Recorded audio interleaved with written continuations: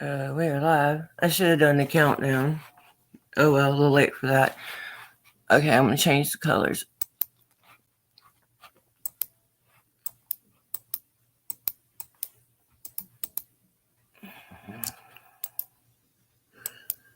Need something different.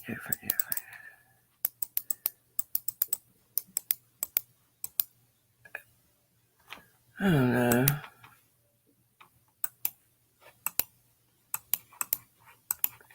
Decisions, guys. Decisions. I don't want to do yellow. I wish I could get. It's really peach is what I want to do one day. I haven't been able to get it right yet. Ugh. I don't want to be blue. Guess what? We're gonna be purple. How about that? Okay. Stop at me. I could be here all day. All right. Hey, guys. Hey. Okay, President Santa, Good Citizen, and Ruth. I found this channel, and I don't know much about it, and I sure hope they don't mind me sharing part of their video. But I started watching it, and I was getting ready anyway, and I was like, if I do find this, I already find it interesting, and I'm sure I'm gonna have some opinions on it. Seems like this guy that's in this, hey, still Mary. Oh, thanks for coming by. Hey, as if this video, this guy that they're interviewing or that's talking with him, my understanding is he works as some kind of like liaison to like help cities and understand the First Amendment and that First Amendment audits are going to happen and how they should deal with them. So I've already put the link to this channel that's done the interview, and they're called the First Amendment Museum. That channel is, and I figure we'll watch this together. If you guys have something better to do, that's fine. I'm not be paying much attention because I'm going to be getting ready as I watch this. So if I don't see you in chat, I'm not ignoring you. I'm just kind of get ready. Lady, hey Wolverine, hey Carl, Lady Justice should be coming over later, and hopefully we're going to go out later, and we'll probably start out by just maybe doing some vlogging, I guess you'd call it, just me and her out and about, because I've got some errands to run, and then maybe tonight we'll go out doing our regular thing, trying to press. So for now, let's just watch this and see what these people say. Let's see if this is helpful to the movement or hurtful, or what our opinions are. I don't have an opinion yet because I just started watching it. So I'm going to go ahead and play it. And yeah, and like I said, I'm getting ready as I'm playing it. So I appreciate everybody here. Leave a thumbs up if you don't mind. I would appreciate that. Maybe share this if you think somebody might be interested in it. And I guess I better share the screen. Hey Molly, what are you doing, sweetheart? What are you doing, girl? My dog's coming in here. Okay, there we are. President Santa, Kim Up Caveman, all my good people. Appreciate you all being here. Public, only to public. Let me know if we're okay on this. Everything we're going to talk about today applies if you are a public body, if you're a municipality, a county library, something else. If you're a private nonprofit, then the First Amendment is not directly applicable to you. Having said that, hopefully the concepts. Okay, it looks like, this is kind of geared, and like I say, this guy seems to work like as a liaison. So this is kind of geared towards like government, but this is a good thing in my opinion, because I want them to be educated so they will pass the audits, so they will behave all the time. Okay, let's watch this and then I'll shut up, I promise. Let me know if audio is good, so you can think through how they work. All right, so let's start. Christian already gave this background. This is just an orientation to the context here. And it was in 1991. I was a new college graduate in 1991. I remember this vividly.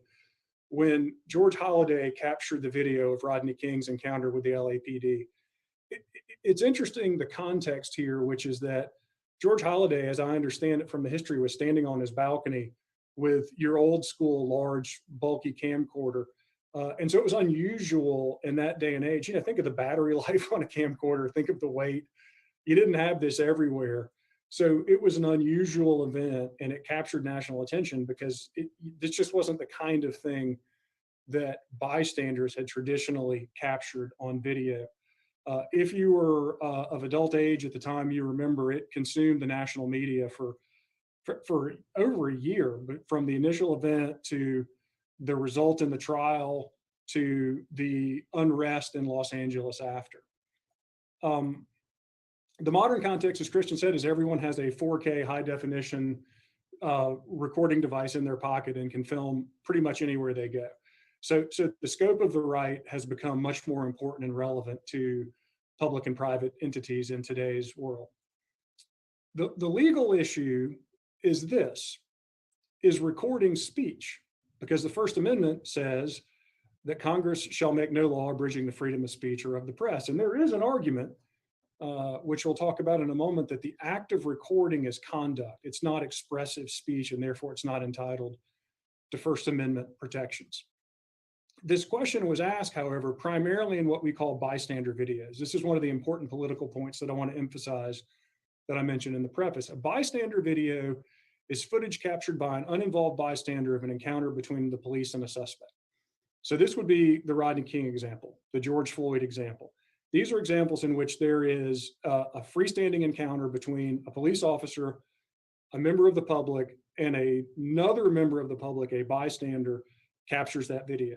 As Christian said, enormous progress, well, let's say some progress has been made, an enormous need for progress has been demonstrated by what's been captured on bystander videos in relations between police and the public. Because of that dynamic, the courts have been appropriately highly protective of the right to film bystander videos. And that's the context in which the applicable law has developed. So in the question, is recording speech, the initial and minority view, which I've cited two cases here, one recent, one not recent, were district court, these are federal district court cases saying, you know, recording is conduct, and therefore it's not subject to First Amendment protections. Conceptually, this view probably makes sense. If I go into a place and I am doing nothing but recording, is that expressive conduct the standard for the speech? Now, of course, there's the overlapping right of freedom of the press. And so there was an initial dispute too over if you are an independent journalist or a member of the public, do you have a right to freedom of the press? But regardless of these analytical issues, the current majority view is that recording police activity in public is squarely within the First Amendment right of access to information. This Fields case is a Third Circuit case, came out of the city of Philadelphia. The language in this case is very good because it picks through both the issues of recording being speech and the person engaged in recording exercising a press freedom. What you'll find is that every federal court to consider this issue in the modern context has reached the same result. The First Amendment protects the right to film police-initiated encounters. Now, of underlying police-initiated encounters, some of these cases leave ambiguity. Does this right extend beyond the bystander video? Some of them, the black letter law will say something like, there is a First Amendment right to record a public employee. Okay, let me say something real quick, guys. I understand these people may not be our friends. Okay, I have not even watched this video. I think this is geared towards training. Can y'all hear me? Give me a 1 if you can hear me. Can you hear me?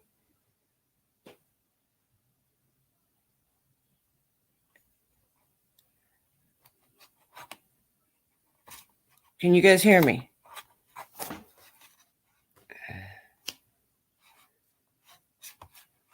Hello?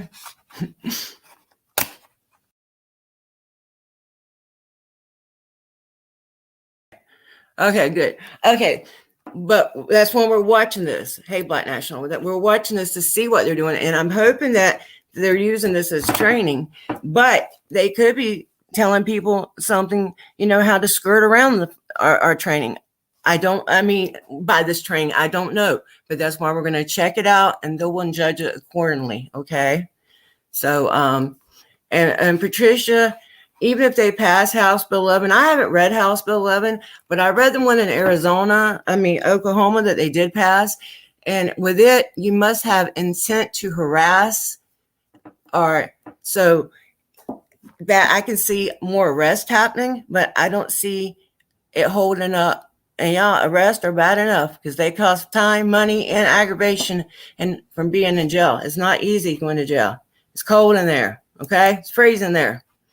Okay. But think what you want, Miss Thing. But let's go back to watching this. We're going to decide how we all feel about it later. Okay. But I haven't watched it yet. So let's see. Let's see. Because this is the stuff that they're using, whether it's good or bad. We need to know what the government thinks about us. So it's definitely something we need to watch. So let's see. Maybe they're trying to skirt around it. I don't know. We'll see. But regardless, I think it's important that we watch it. Those of us that are interested, but no, they're probably not our friends. First of all, like I said, I do believe he works for government. I'm not sure though. I'm not sure. That's why we got to check it out. I don't want to speak on things I'm not sure about. In a public place. All right. Now, that's a very broad statement of the rule, and that will be relevant in what we talk about with the audits in a moment. But thank you all for being here. I appreciate y'all. The bystander video to record police. I don't know that we have a national consensus on this issue. The courts of appeals are still filling it in, but my sense is the trend is, subject to the possible limitations we'll discuss in the rest of this presentation, that the right to film public employees in public places is going to be uniformly protected by the First Amendment. Now let's talk about the difficult applications of the rule. And here I want to be clear, we are not talking about bystander videos here. And I've given this presentation before, and I've had some audience members say that they interpreted me to be questioning the right for a bystander to film a police encounter. I am not questioning that. That is clearly established by law, and I think it's a necessary and valuable public. So they want our videos when they want them. Done. What we're talking about in this presentation is what I've called difficult applications of the rule. And by the rule, I mean the black letter law that I said a minute ago, which said the right to film public employees in public places. So what about intentional provocation of police officers while recording? We'll see some examples of this. There are cases and instances in which the auditor initiates the contact with the police. That's different from a bystander. What if they intentionally draw the police's attention? What if they initiate contact with the police officer? Hey, M-Star, how do you know you're drawing their attention? Create a reaction. Hey, Hebrew. What about interactions with government employees other than public safety officers? What about the rights of third parties? And here I come from the municipal context. So what I think about is people who are coming in to pay their water bill, people who are coming in to apply for a business license, people who want to rezone their property, and so they go to the planning department. Those third parties, they're private citizens who are doing what is essentially a business transaction, but the person on the other side of the business transaction is a government. Are they subject to the First Amendment rights attached there? Maybe the government should be running businesses. Property. You can think of in the municipal context. Oh, let me say for third parties, for librarians, obviously you're thinking about your patrons, and the issues would be similar. Do the activities of First Amendment auditors potentially deter library patrons from coming? How do you balance the interest of good government against the interest of protecting the rights of your users, your private sector users? And then what about filming security sensitive government property? I mean, obviously in the municipal context, this is police departments, parking areas. Many of my municipal clients or members have, very involved water and sewer treatment systems.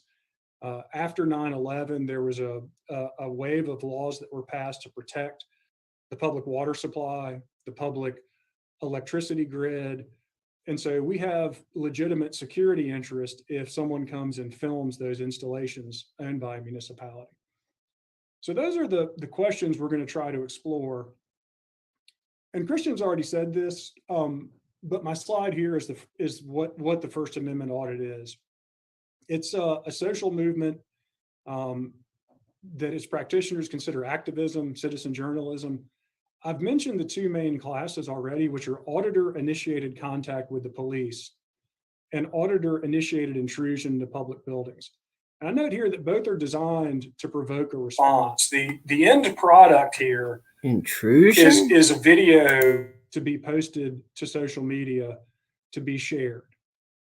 So the auditors will consider their work to have been more successful if they do provoke a response that is captured on film. We'll see some examples of that. Yeah, I'm gonna have to pause on that one. I'm so sorry. Depending on the auditor, okay, first of all, I consider myself an activist first and foremost, but like I said, this is a government video. This is their training, okay? So this is how they think. Even this guy who claims that he's trying to be a liaison between the public, no, they think, I tell you what, my favorite are passes, and maybe that's why I have a smaller channel. I don't know. I'm always try to be kind, courteous, polite. I say sir, ma'am to people that don't really even deserve it, okay? But yeah, so yeah, some people do come off aggressive, but or not aggressive, but you know, some people, yeah, everybody has their own style. But to me, passes are my favorites. I love a pass. You know, some people might find them boring, but that's supposed to be one of the goals. It's to be able to go in and video and not get no shit. So if you're a real activist, you love when they pass, okay? Yeah, and he's labeling shit and he's generalizing. But again, I think it's important. If this is what they are training and saying about us, so we need to hear it. We need to know, you know, and that's why I think it's definitely worth watching. And I said I wasn't going to stop it, but that really pissed me off because, you know, I guess one reason I think it is because they don't, there's people that believe that there's not people that could possibly go out there and waste their own time, money. I don't mean waste, because hopefully we're not wasting it. I hope to God we're not wasting our time and money. I hope not. And our energy and our nights in jail and all, and our court dates and all that shit. I hope we're not wasting all this shit. I hope it's not a waste. But they can't imagine going out there and doing that for nothing or next to nothing, okay? Because they wouldn't do it for free. Do you understand? So they, yeah, yeah, and that's okay. But let them say that, because some, you know, some people, you know, do. And hey, everybody's different. I mean, I have my way of doing things, and I try to be as kind as possible, but I still get treated like shit most of the time. But I am who I am. So, you know, I can't just switch off my being me just because they're a cop. I mean, not to, you know, I'm at least going to start off trying to be not nice. Of course, I'm going to be aware of who I'm dealing with. I'm always that. Okay. Because they're a cop first and foremost, like, you know, before they are human beings, even, I think, in this day and age. Look at back to what they're saying. It's important that we know what they're saying about us. In many cases, the activity is appropriate. Again, I'm trying to be non-editorial here, but as you'll see in some of the videos, our examples in South Carolina, I don't know that we would consider it furthering the cause of good government, but we'll see, and you can decide for yourself. I have here a video. I hope that the sound will come through. We tested it in running, and it seemed to work. But this is a provocation example, and this is an example that I found on YouTube. The situation here is there's a police officer. He's being filmed by a First Amendment auditor.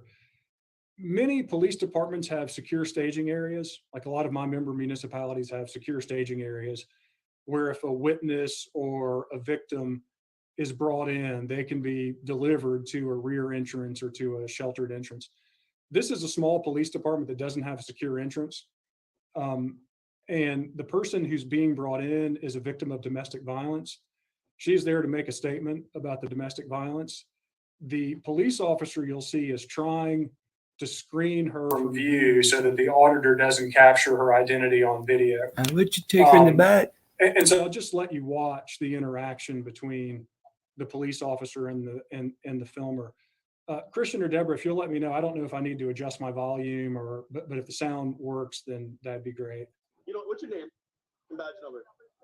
Can't tell me what to do. All right, so you want to film a victim of domestic violence and put her safety in. I'm not putting anyone's safety at risk. Do not approach me. Do not approach me. Step away. Step away. Do not approach me. I can record all I want. Well, I'm asking you not to film a domestic violence victim. Right? You don't have the right. You don't have the right. You don't have the right. No, you do not. No. Go away. Go away. Go away. No. Go away. Protecting the public. You just arrested someone for the First Amendment right. Go away. Go away. You're a Nazi. You're a Nazi. Look at your haircut. That looks like Hitler's haircut. Look at your haircut. That looks like Hitler's haircut. You're a Nazi. You guys dress like Nazis. You get away with rape. You get away with murder. You can flip cars. And you get away with it? No, you're Nazis. Go away. Go away. So in this video, I think the point I want to make is just to give you an example of the tension that can arise in this. The police officer. You can come up. I don't have a problem with it. Assume the police officer is trying to protect the identity of the victim as described in the video. The auditor has a right. Here's the issue. Under the First Amendment, the auditor clearly has a right to film where he is. He's in a public place. It's a police encounter. He has a right to do this. So you'll see the officer is trying to balance. He knows these rights. There's a few key things that the officer did that were correct. The first thing is that when the auditor said, "You just arrested someone for exercising their First Amendment rights," the police officer said, "No, I didn't arrest anyone." He's not restrained the movement of the auditor. He's keeping his hands in his pockets. You'll notice that. That's not an accident for reasons that we'll see in a minute. And he keeps his calm. And I think that one of the persistent themes you'll hear in this presentation, which again, what I'm trying to articulate is to my member municipalities, to libraries and public bodies in Maine, what do you do when you get a First Amendment audit? And one of the lessons I want to communicate is the example of this officer. He stays calm and he doesn't restrain the movement or arrest. I'd like to say the nothing. auditor. But you can see there would be a question. Does the First Amendment protect the act of provoking the police officer while the police officer is trying to do his job? We'll talk about that in a moment. Now, the other category I mentioned, so we have auditor-initiated encounters with police. We've just seen an example of that. Now, here's an example of auditor-initiated intrusions into public buildings. This happened here in South Carolina. I know these people. This is a facilities.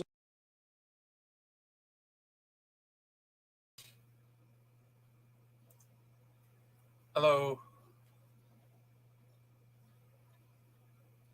You're muted. Sounds like it. I'm usually muted. I do the same thing. Yeah. So how you doing? Pretty good. How are you today? I'm fine. I'm just wanting to watch this video of whatever they're saying here. Well, I think it's important that you play that, but I also think we should break it down point by point. Well, we can, and it does need to be broken down, but right now I'm kind of getting ready to go out. That's why I was just kind of letting the video come.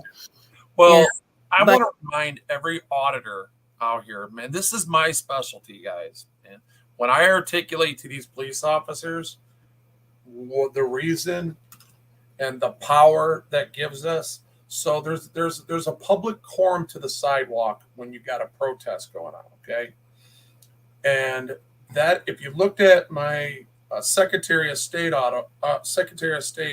which is the Department of Motor Vehicles inside Michigan, down there in Washtenaw County, when me and MCC was outside doing what we were doing, and they called on us. The cop tried to trap me into protest. He said, "What are you here protesting today?" See, there's a trick to that, you guys, okay? Because that quorum, all right, only gives you certain freedoms.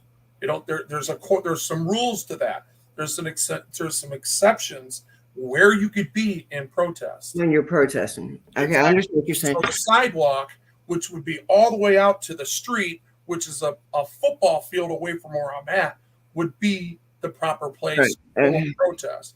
Right. Now, I'm there at the business that we own, all right, which is now here. Now I'm here to record.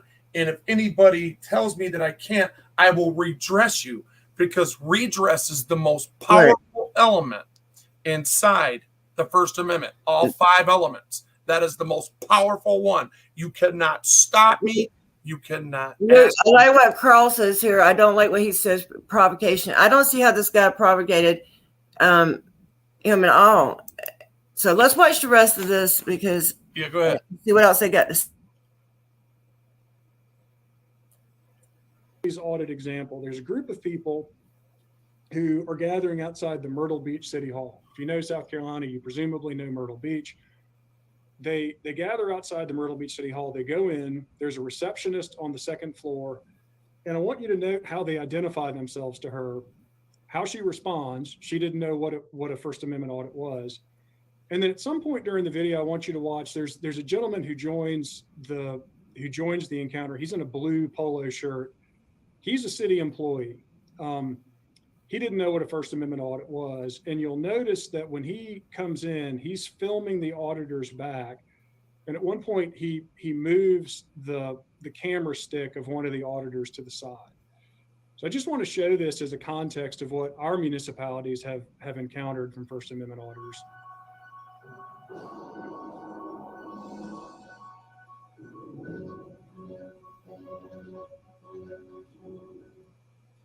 What's going on, guys? It's Auditing America. Ain't no telling how many of us might show up in here. That's right. Also with South Carolina Accountability, and with Jeff is here. Also, Carolina Auditor, and Will Turbot from the Man of Truth, who's missing a shirt.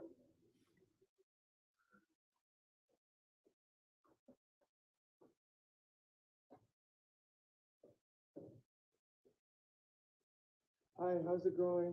How are you? Could you please tell me your name and your position here, please? Is it not allowed? We're just taking pictures of the building. Okay. No, we're independent. Well, that's what we're doing right now. We're just, looking around. What do you guys do in this office over here? This is City Hall, so I'm kind of surprised you're just wandering around. Oh, well, it is a public place, right? It is. And you guys are public employees, right? City employees. City employees, okay, so, no, that's no problem. We just want to walk around and take pictures, that's it. I can't really do that. Really like that. Of everything you guys have around here, that's it. I just want to know your name and, all right, thank you. Hey, that's assault. That's assault. That's assault. That's assault. Don't do. What's your name, sir? That's assault. What are you doing? Sir? Did you guys see that? Did you see that? It's on video. So Now the whole world's gonna know who you are. what did you do? You don't assault somebody.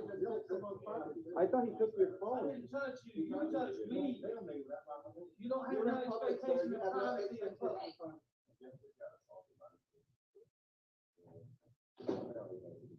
Sorry, you can't My touch people. camera's an extension of my Have you- arm. That's assault. We're independent journalists. We're working on a story. Okay, so why couldn't you introduce yourself as such? Now, in this context, so this, as I said, Myrtle Beach, I've talked to these people since it happened. We've used this example in South Carolina. The primary issue here is that neither the receptionist nor Bruce, the guy in the blue shirt who's he's an assistant manager, they didn't know what was going on. So they didn't know what a First Amendment audit was. And because of that, they responded in a way that this became one of the highest viewed First Amendment audit videos in South Carolina. The police came, as we'll see in a few minutes. It was considered a spectacular failure of the First Amendment audit. No disrespect to my friends in Myrtle Beach. They didn't know what this was. The second point I want to make is you'll notice that the auditors, I feel like, intentionally made the receptionist uncomfortable. When they came in, they wouldn't identify themselves. They were We don't vague have to. when Yeah, she said, so you're there's a just lot gonna of take good, that's pictures of good me. They people said, in that's there. what we're doing right now. And they didn't provide any context. So It's an older one. Obviously, in my view, these particular auditors were trying to I don't want to say frighten, but to make the receptionist uneasy. And often, at least in South Carolina, that's a tactic we see, because as I've said, it yields better YouTube videos when the city employees or the public employees overreact or restrain their rights. The third issue I wanted to note, is you can tell by some of the things that the gentleman with the camera on the stick, who was moved aside by Bruce, said. They're coached in basic First Amendment law. They know you have no expectation of privacy in a public place. They know that you can't restrain the right of recording. And so they'll often want to argue with municipal employees about what the First Amendment means, which again underlines, I think, the important part for governments who are facing First Amendment audits is your employees need to be educated and prepared. So what can local governments do? We've talked about this a little bit. We're going to get into the law more deeply in the second half of this presentation, but with this overview, I feel like the most important thing is employee education. If you're a public body, you want all of your public-facing employees to know what a First Amendment audit is and to know what their rights and responsibilities are when a First Amendment audit happens. The second thing you can do is you can regulate different parts of your property if you're a public body by defining what type of forum it is. Now, we're going to explain this, but I want to get the concept here now. Not all public property is by definition a public forum. The third thing is you can create guidelines for conduct.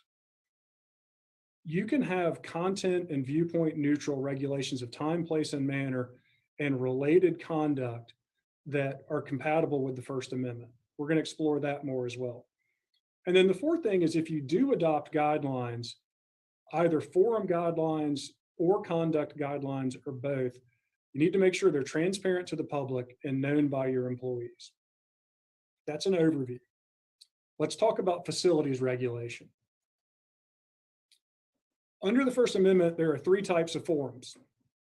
Fora, if you want to be specific to the Latin, we'll call them forums. There are three types of forums. There's the traditional public forum.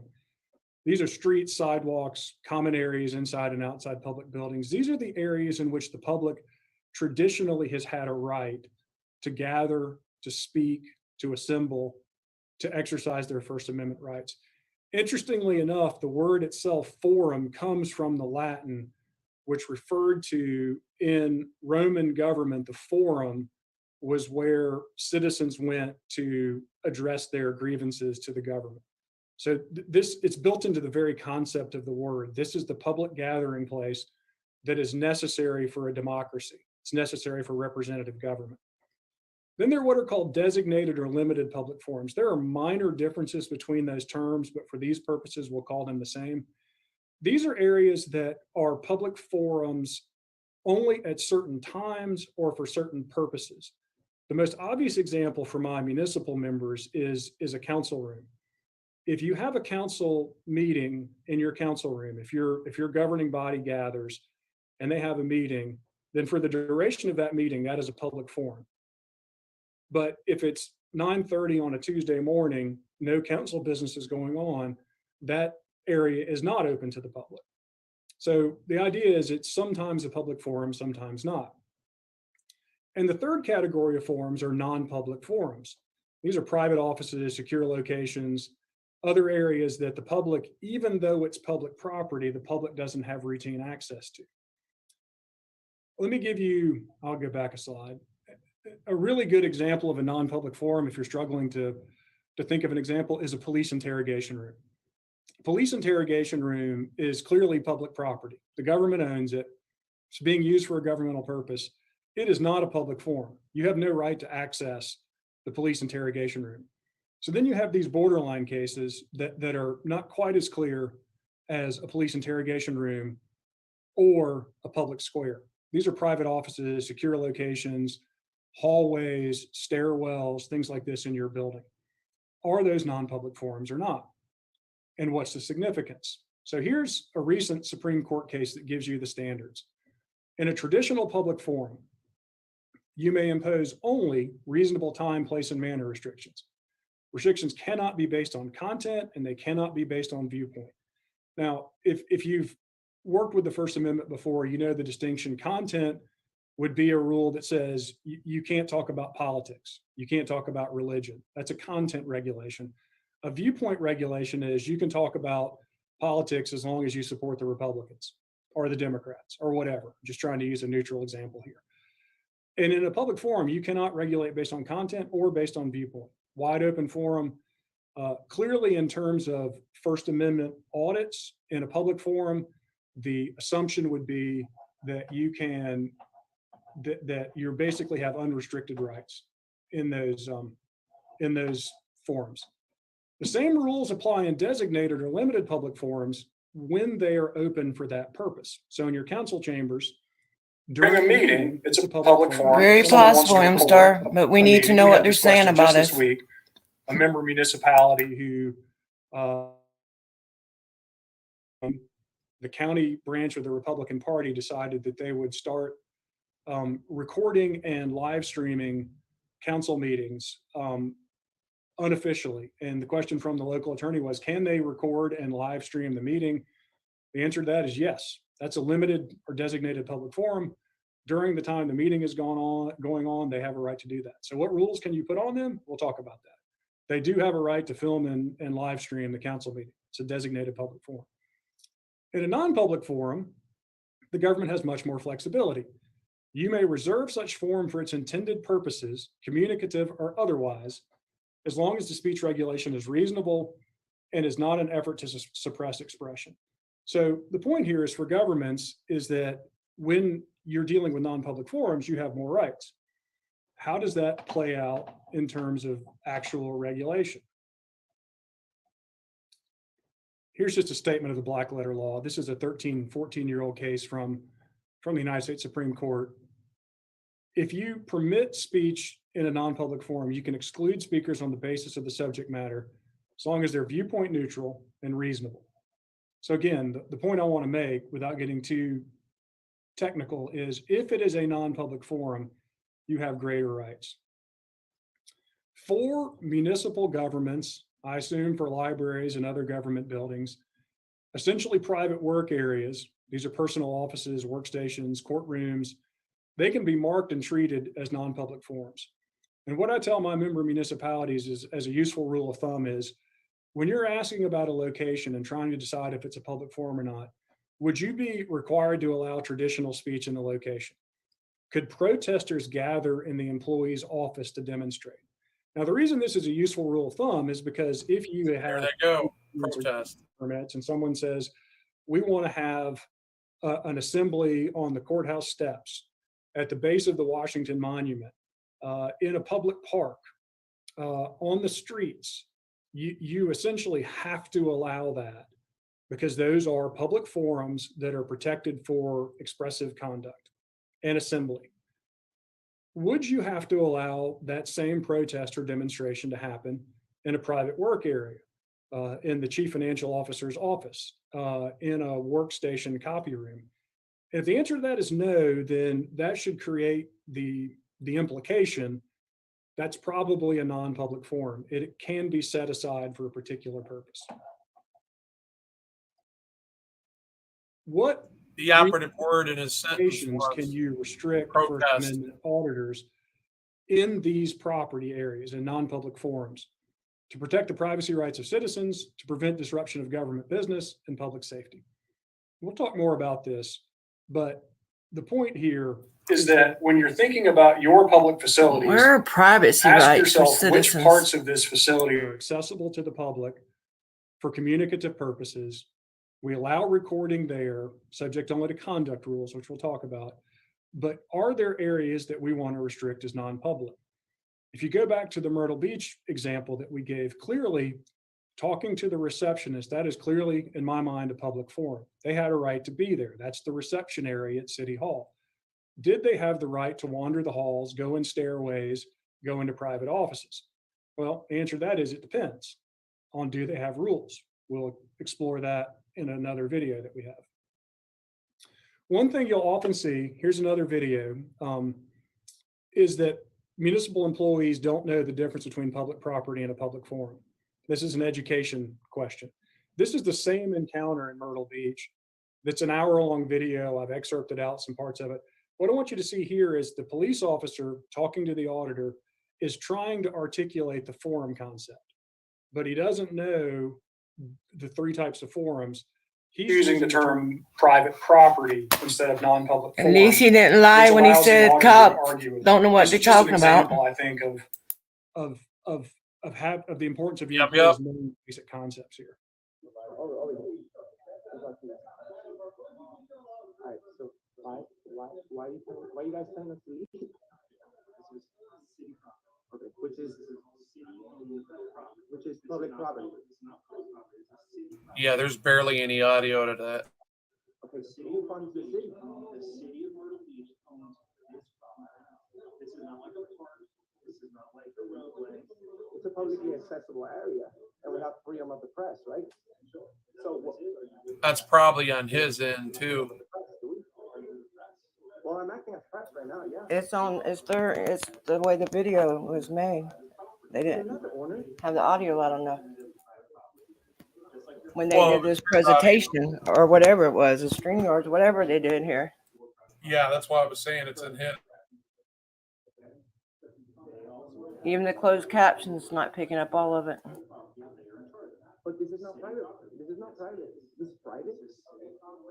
But his argument is based upon protests, though. Okay, It's like that's what I keep trying to bring people back to. They don't I understand. understand, and we're gonna have No Name come up here and discuss that with you too. but the city funds this one don't they? How you doing, officer? Because he says that he believes this guy was hired in response to something he did. And I think that the reason I like to show this video to my member municipalities in South Carolina is because the police officer in question, he clearly he understands the concepts. He says this is not like a park or a street, but he doesn't have the terminology right, which allows the auditor to essentially argue with him. And the police officer is honestly making a mistake. The auditor is correct. This is public property. The city is a public body. They own this facility. Ooh, imagine that one of us could be right. Wow. That there are parts of this public property that can be non-public forums. Give him a cookie. I think that in fairness, the officer was where they are now. They probably are still in a public forum. They're still in the main hallway. But you can see he's trying to articulate the forum distinction. And the auditor knows the law. The auditor is pushing him to say that this is public property. There's a side note I like on this that, issue of the press. The officer says this is a common question. Pushing to tell the truth on the rights of the press.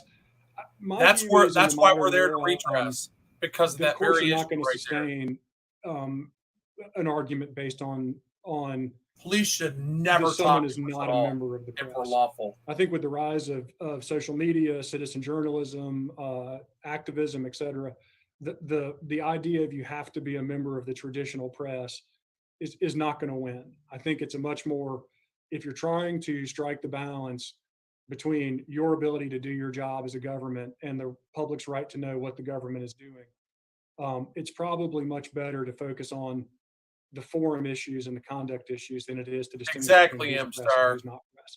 I just don't see that's a growth area in the law.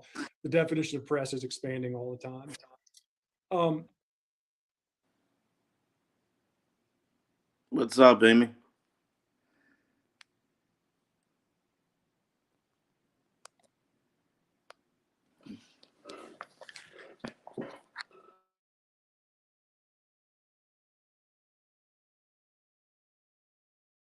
I'm muting myself. Okay, you there? Did you hear what I said? Negative. Negative. Okay. Okay, so what? No name. What do you want to say about that you knew about this guy?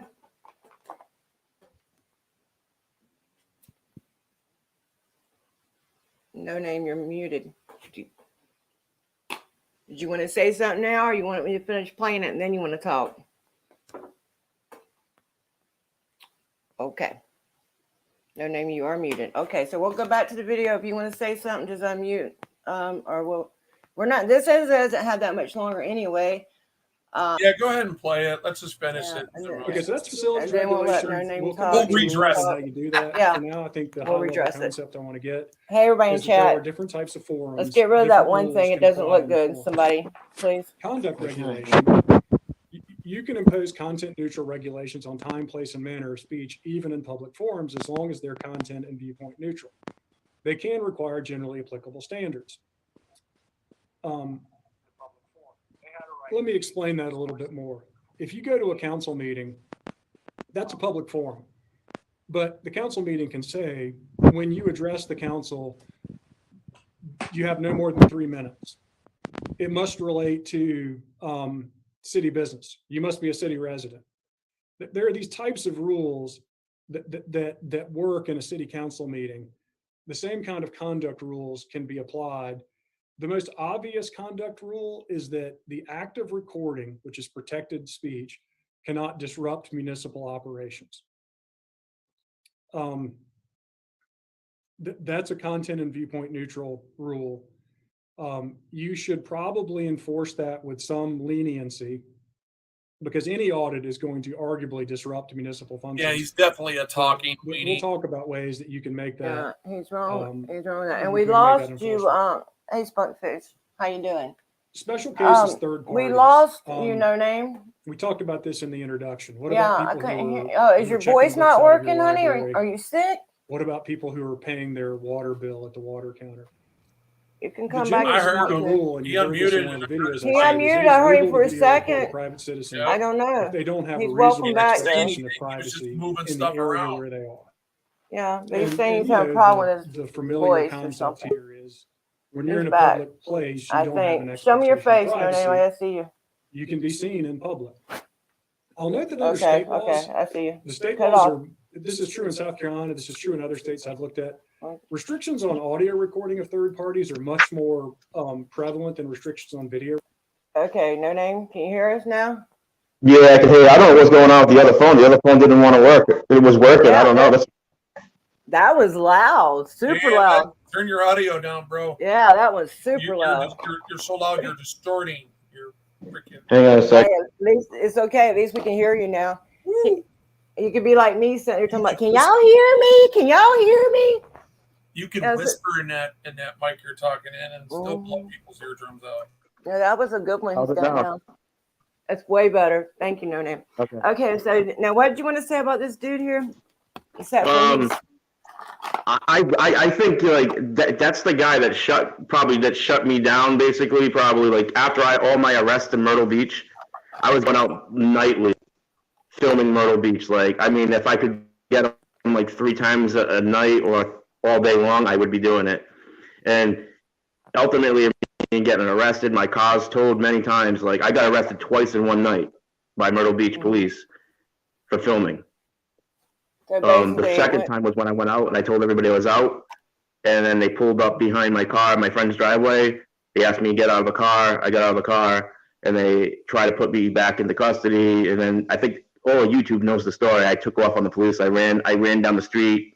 They got me a couple blocks over, tackled me, tased me, brought me down to Myrtle Beach, rearrested me again. Hey, what happened with that? What happened? Yeah, What happened with that all the cases were dropped. thank God. copy that. Yeah. Yeah. So I couldn't sue them on 1983 because of my criminal background. Basically, I had a civil rights attorney that volunteered his time to me. He went through it. We were all set to sue. And what happened when we got to court, they were like, listen, you know, like, if you want to, we're going to do this, you're going to do that. How about we just let this go? Yeah. And then, sue our offices. I wanted to sue him. My attorney told me it'd be probably best that I The didn't sue most him. important thing is that your charges dropped.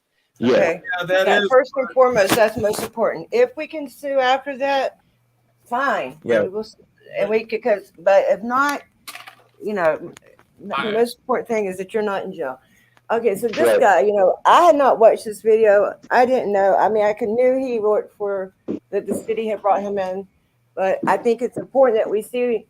And even he who claims that he knows what this is about somewhat, claims that You know, we want to provoke them. We want them to hook up. I I'll don't shut like them down in 5 I seconds. like okay, I like passes. You know, I don't like fails. I don't want them to act crazy. I want them to act right. I mean, that's one reason we do this. I want the next person that comes in with a camera not to have to go through what we went through. Right. See, hey, Amy, the whole narrative here is the reason why we're out here is because of their tyranny to begin with. Right. So Right. it's all redress. All right. They Right. created an action. Check this out, guys. I'm going to articulate this the best way I can. They have created an action that has created a reaction. Okay. And now we are now taking that reaction into redress. That's all there is to it. So That's somebody knocking on the door. anytime that they use public form, they're Okay. going off of protest. They're going off the quorum of protest. What we want to do is immediately shut that down. If you guys go back and watch, I'll take it off private and put it back out here. It's the perfect video to educate the average auditor on this and how to respond to any of these people that are questioning the legalities of why we're there and what we're doing. Right, because if they try to label a protest when you're there, I understand. Okay, so let's watch the rest of this real quick. We got Hebrew Hammer up here with us also, and we're gonna watch a little bit more of this, and then you guys can go at it. Video recording. Many states have wiretapping laws, reasonable expectations for conversations, have to have consent to record a telephone call, etc. My view is this is probably a product of more precedent. For decades, we've had small mobile tape recorders that can record audio and raise privacy issues. The rise of the video recorder as a ubiquitous phenomenon is relatively new. There is a recent case out of Florida that said under the First Amendment, you can have a rule that says no recording of third parties in public places without their consent. I don't know that that rule is going to carry the day in the federal courts. I've seen courts go the other way. There will also be state law issues, and I apologize, I just don't know the main state law on this. In South Carolina, we don't have uniquely applicable state laws. So we feel like we have the federal guys on what can we do for recording third parties without their consent. Generally, I advise my municipalities to not be that aggressive with the third party rule. We'll show you what we do instead. This is an example of filming customers, and I want to show this to set the situation. This is in Greenwood. You probably don't know Greenwood. It's a small town about an hour from Greenville. This is at the water counter. There's a person who's paying a bill. There's a person who is recording, and there are two city employees. The man in the blue shirt is a city employee. The auditor is at this point standing in the corner, and then you'll see what happens.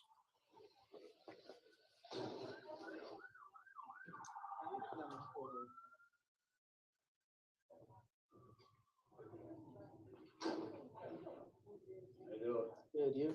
Yeah, you videoing us for a reason, or? I'm not videoing you until you walk up to my camera, but I am videoing for a reason.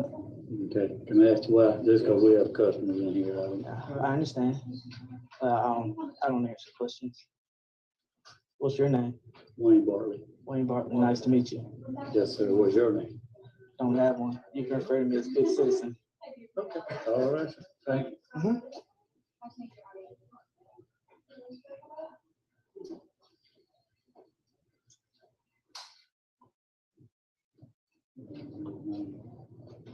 See that public bench right there? Boom. Oh, please call the police. I would have sat down on that public bench. Time, place, and manner, baby. No, sir. No, sir. Well, here's the deal. Only way I'm gonna leave is if I'm being placed on trespass. Okay. You cannot. I haven't recorded anyone's personal information. I'm just telling you. I don't need you to give me instructions. Well, don't get attitude. I'm not getting attitude. I'm just telling you, I don't need your instructions. I'm being straight up. Feelings, please. If you do, then you're gonna be in violation. Okay. Okay. Well, and they're gonna put you on trespass. Works for me. Until then, I'll be right here. Thank you.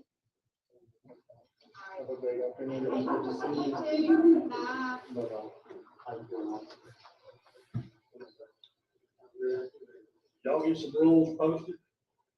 gotta get that cleared up. Okay? What do I need to do? Just rules, Rules, All I need to do is I'm not there. well, then y'all have to get it done by the. you have to get it approved by your board of commissioners. Yeah, you better have an ordinance Right, with you're it. doing it again. Because I have every right to do so. Not whenever I have customers come in. Does not matter. Doesn't matter. They're in private. I mean, they're in public. They have no expectation of privacy in public. I got done by 5 p.m. today. Thank you. Congratulations. You just learned a lesson on the First Amendment today. And just because of, I'm gonna record until 5 o'clock today. That's where they trap us in disturbances. So as you can tell Is by that the South end of the Carolina video, the accountability? lady behind the counter, her name is Amy. I know her. She comes to all of our training functions. And there's two points that I want to emphasize from this video. The first is the auditor recognized that when the police officer came in, the auditor recognized that even in the absence of facility-specific rules, he didn't have the right to capture personal information. Police officer told him, if you capture any personal information, if you stand, the message here is if you stand close enough to someone to see the name on their checkbook, the name of the book they're checking out, identification, whatever else, those are protected. That's The false. law is not crystal clear, but my view is that capturing personal information in what's essentially a private transaction that happens to involve the government, that's implicit in my mind. And the auditor here would have respected that rule. He said he's not capturing personal information. The second is that Amy said they were going to post rules, and the cop said the rules have to be approved by your board of commissioners. The auditor agreed with that. If you have rules approved by your commission or your governing body, then I'll respect those rules. So it's interesting, the auditors typically know what they're doing. They typically will respect these rules if they are consistent with the First Amendment. We'll show the rules in a moment. I keep promising more to come, but I do want to give a special case on stalking and harassment. This happened in South Carolina. This is the South Carolina law, but just to put it in perspective, we had a female employee of a member municipality who there was a local citizen who had developed, let's say that he was attracted to her, and he came in and he filmed her while she was working. And the claim was, this is a First Amendment audit, I'm exercising my First Amendment right. And they said, no, what you're actually doing is harassing this employee. And under the stalking and harassment law, his conduct in South Carolina could have risen to the level of stalking and harassment. Visual or physical contact that is initiated after the person has said it's unwanted, surveillance of or maintenance of a presence near the targeted person's place of work. So the point that I made here, this ended up not going to court, but I think this is a sound proposition of law, is the fact that you are recording conduct does not make conduct that would otherwise be illegal, legal. In other words, if he didn't have a camera, he would have been violating the stalking and harassment statute in the way he was interacting with this female employee. Does the fact that he's recording the encounter and claiming it's a First Amendment audit change that? And my answer is, with some qualifications, no. You can regulate the conduct. And if he's stalking and harassing an employee, or if she's stalking and harassing an employee, then you can take appropriate actions, even if they are filming the interactions. So to finally talk about specific rules, we've drafted a model policy at the association for our members. We have tried to strike a balance. In some cases, I will be honest, we've given minimal and maximal options. But we're trying to define how to respond to First Amendment audits. The first one is, and we pulled this from Portland, Oregon. I met the city attorney from Portland. They were having an early issue with this, and basically says you can't enter municipality property except for to conduct legitimate business, to enjoy publicly accessible amenities, or to lawfully assemble for interaction in areas specifically designated for such assembly. This just defines the use of government property.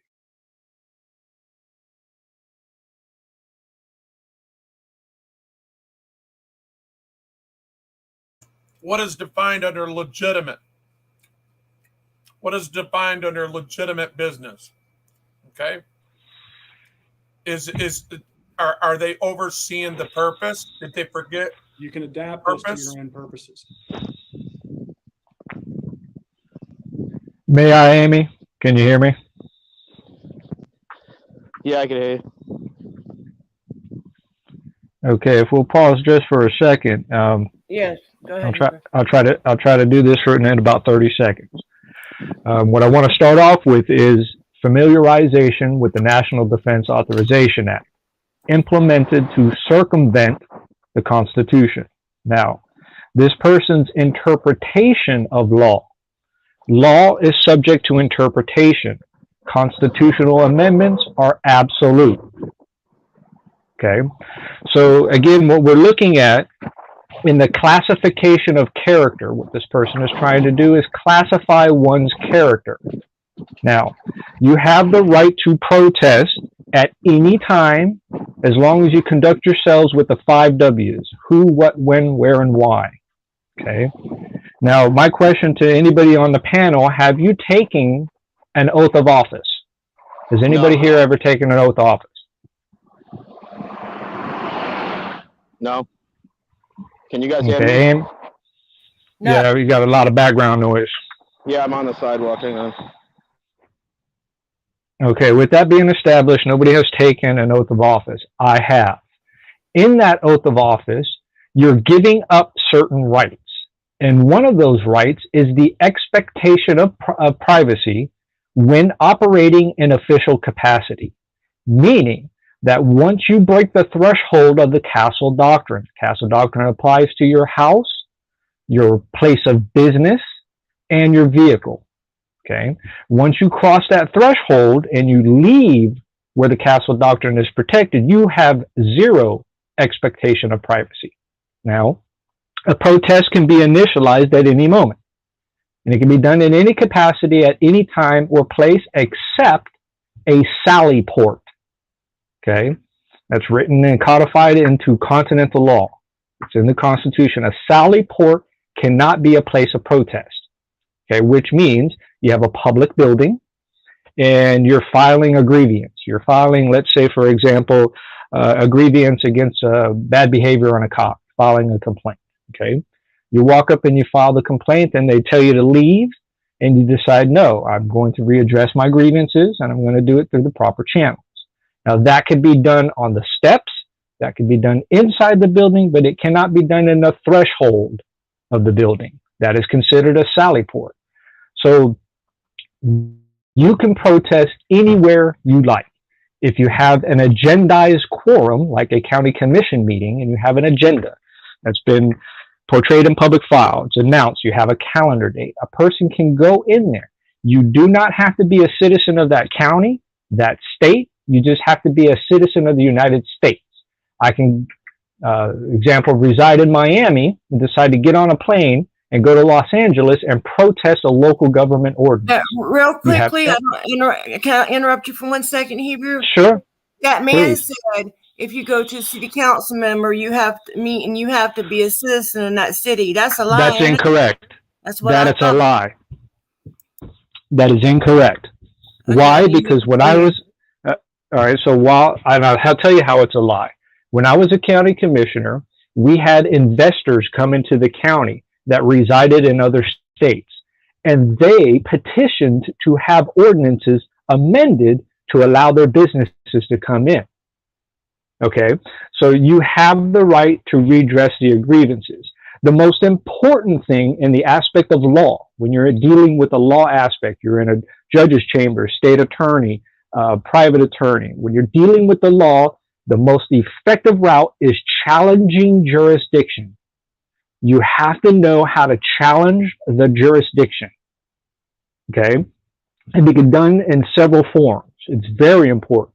I see a lot of people going out with the good intention of auditing. That's fine. That's great. That's what freedom of the press is all about.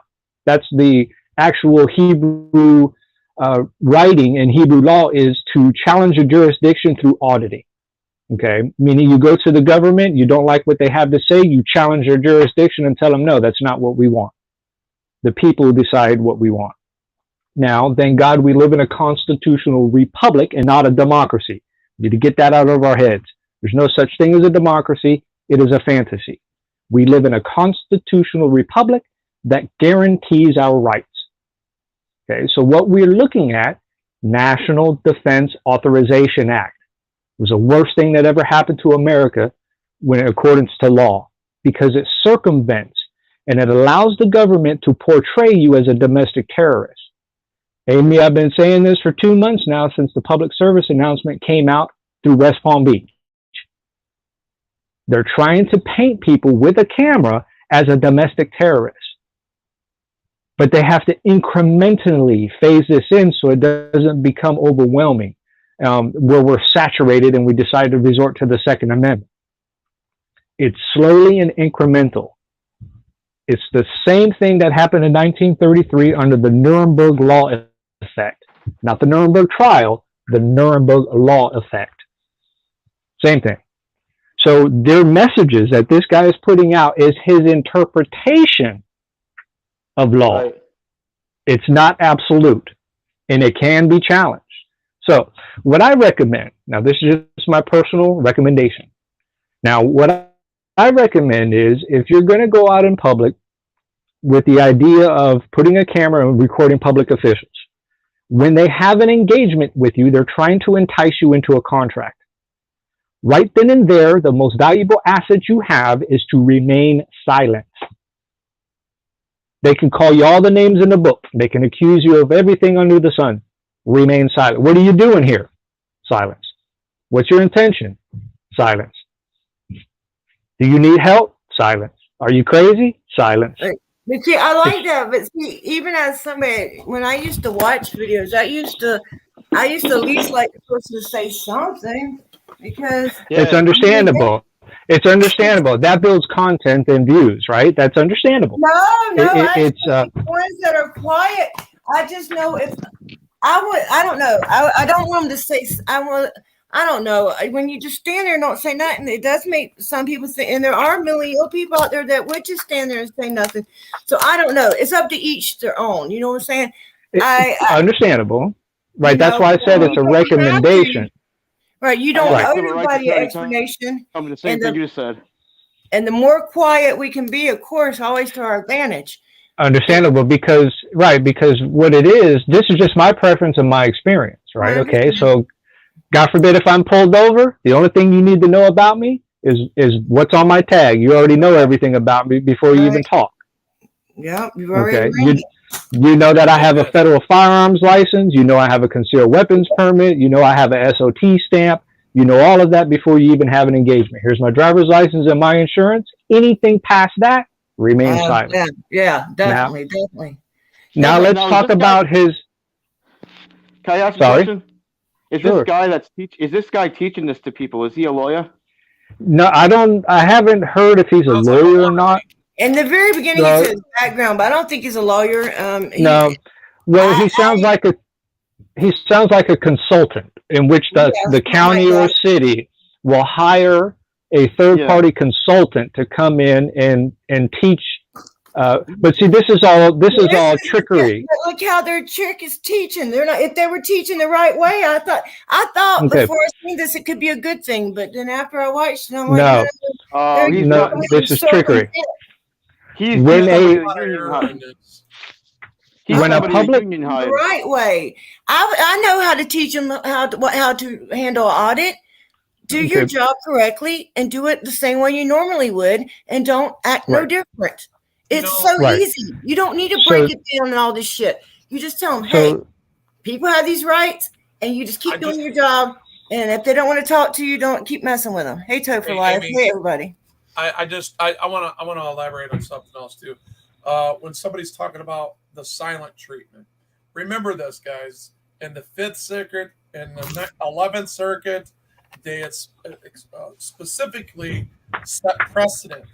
If you're not letting the officer or the government agent or whatever agency is there that is in the lawful manner in the authorities with the authority, if you're not invoking a right, okay, just because you remain silent doesn't mean that you're invoking it. Sometimes you have to say, I'm invoking my 5th. Okay. Which is the engagement, the physical behavior engagement. By saying that, right. You're breaking your 5th by saying it even. Exactly. By even initializing a verbal contract, you're negating your amendment. You're negating your rights. Let me Now, ask you hold on. this. That's Now, what needs to be looked at? What needs to be looked at? It's very important. This needs to be brought up. Now, when a public official swears an oath, okay, by law, he must attend ethics commission training. By law. Yes. Yeah. Okay. Now, that is very important. I had to go through the process requiring a certain amount of hours, but I went above and beyond and attended classes that I wasn't required to go to. So I went above and beyond. Now, what people like this person on the screen, this consultant or wherever he is, what he needs to do, or what people should instigate, is that these public officials need to be reminded of the ethics commission. Yeah. They need to be reminded. Yeah, they all do. Everybody does. Even the police officers. It's not just exactly. It's not just You operate public officials. It's not just elected officials. That's all these officials. They all got a code of conduct. Okay. Well, and ethics has been instigated into that. It's become a byproduct. Why these people are like this? I was raised with ethics and morals. Okay. I So don't know why they can't. I believe they call that morals and values. Yeah. Right. Well, you know what I mean. Come on, they know how to act. If it was a regular job, they wouldn't act that way. If they worked why did they? You would think government, they'd be even nicer. Shit. Okay. You expect. It's a humbling process. If you have the right intention in your heart when you enter into these type of atmospheres, it's a very humbling process. At least it was for me. Now, that's not to say. I got a question. So you let's go back a minute there. When you said that, when we were talking about the fifth, all right, and we're talking about being silent, state your opinion on that again. Okay, so depending on your engagement, right? Now, let's give an example, right? Now, I'll set the terms right now. Time, place, and manner. Okay. I'm in the Department of Motor Vehicles. I'm sitting where the public can be. I am not interacting with nobody. I am just simply pointing the camera at the employees up front, and I'm remaining silent. Going from there. Okay, so at those points, you've established the scenario. You're remaining silent. Okay. Now, your intent and purpose of being there, okay, just by remaining silent, is freedom of the press. That's your intention for being there, because you just stated you're not there to file any grievances. You're not paying a ticket, right? Well, your business. I didn't say that, but go ahead. Well, I'm just saying, under the circumstances. Under the circumstances that you're okay. So hypothetically, you're just walking in there just to film the building, just to go inside and look at the operation and film the building. They've been shut down because of COVID, and that's why we were trying to. When our whole intent was to, go up in there and show them that we don't need an appointment to be in a public space during time, place, and manner. Correct. That's so your First Amendment right applies. Your freedom of the press. You do not have to have a reason to be there. Right. Your right is being exercised. Freedom of the press. Okay. So therefore, you're silent. Now, sir. Yeah, go ahead. Okay, so let's add to this now. Let's say that you remain silent and you're just filming in the office or in the building when you just walk in. You're looking at the walls, the secretary, whatever's there. Okay, and you remain silent, and they ask you a series of questions, a battery of questions, and then results in an arrest. Okay, and it results in arrest. And now let's say you're arrested because they feel that you're posing a threat or your terroristic activities in this day and age. Whatever, you're arrested. You're disorderly. Okay, whatever it is, they arrest you for whatever reason. Okay, so now you're sitting in front of a judge now, and you're explaining yourself because you're proving your innocence. You're not innocent until proven guilty. It's actually the other way around because they wouldn't put handcuffs on you. You have to prove your innocence. Okay, let's get that straight. You have to prove your innocence. So you're standing in front of a judge, and the judge says, well, what's the problem here? Why were you arrested? They say you were trespassing. What is your reason for being here? Sir, I have the First Amendment right to the freedom of press. Now I am here extending my First Amendment right to the redress of grievance. Right. I know all that. Yeah, I know all that. Okay, right. Okay, so the remaining silent is the most powerful asset that you have. It's a powerful asset. Now, let's give another scenario, a different type of scenario. Remember, before you go on, before you hit that, let me interject this. Remember, there's Supreme Court law on it, okay? That the 11th and 5th district, or the 6th district, said that to invoke that, to have that right, it must be expressed in the manner that you are doing it, so that they know not to ask any more questions, and there's no objectivity whatsoever, no question in that officer's mind that you invoke that right. So that the physical act, for qualified immunity away when you do it. Okay, that is what's important about it. That's what a lot of people don't understand.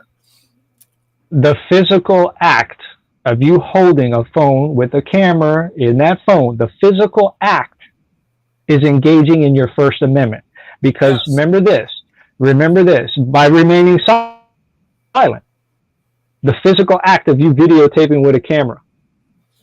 Okay, so now, Judicial Branch is an interpretation of law. They are not part of the legislative branch. A judicial finding can be challenged outside of that jurisdiction, and it has. Okay, so that's an interpretation. Yeah, it's tangible evidence. It happened, but it can be challenged. Hebrew, can I ask you a question? Real quick? Sure. What do you think I could do, or we can do, about this West Palm Beach building? I need to start going to meetings, I guess. Right. So when you go to these meetings, right? You know what's going on in that situation? Okay. Well, that started in Miami-Dade County. Right, but they also did it right in response to right after I was arrested in Riviera. We did a mass audit, and we went to West Palm too, and and they might have been a little overwhelmed because there was a lot of us, but we did kind of take turns, and we didn't all bum rush. Anyway, it doesn't matter. We didn't do nothing wrong. So their response was to close the building down. Now you have to have an appointment to get in. You can't take a camera in. The only thing you can do is go in there and pay a bill, and you can't take a camera in. And I feel, even though it's not our fault, I can't rest till the building's fixed. Understood. Right.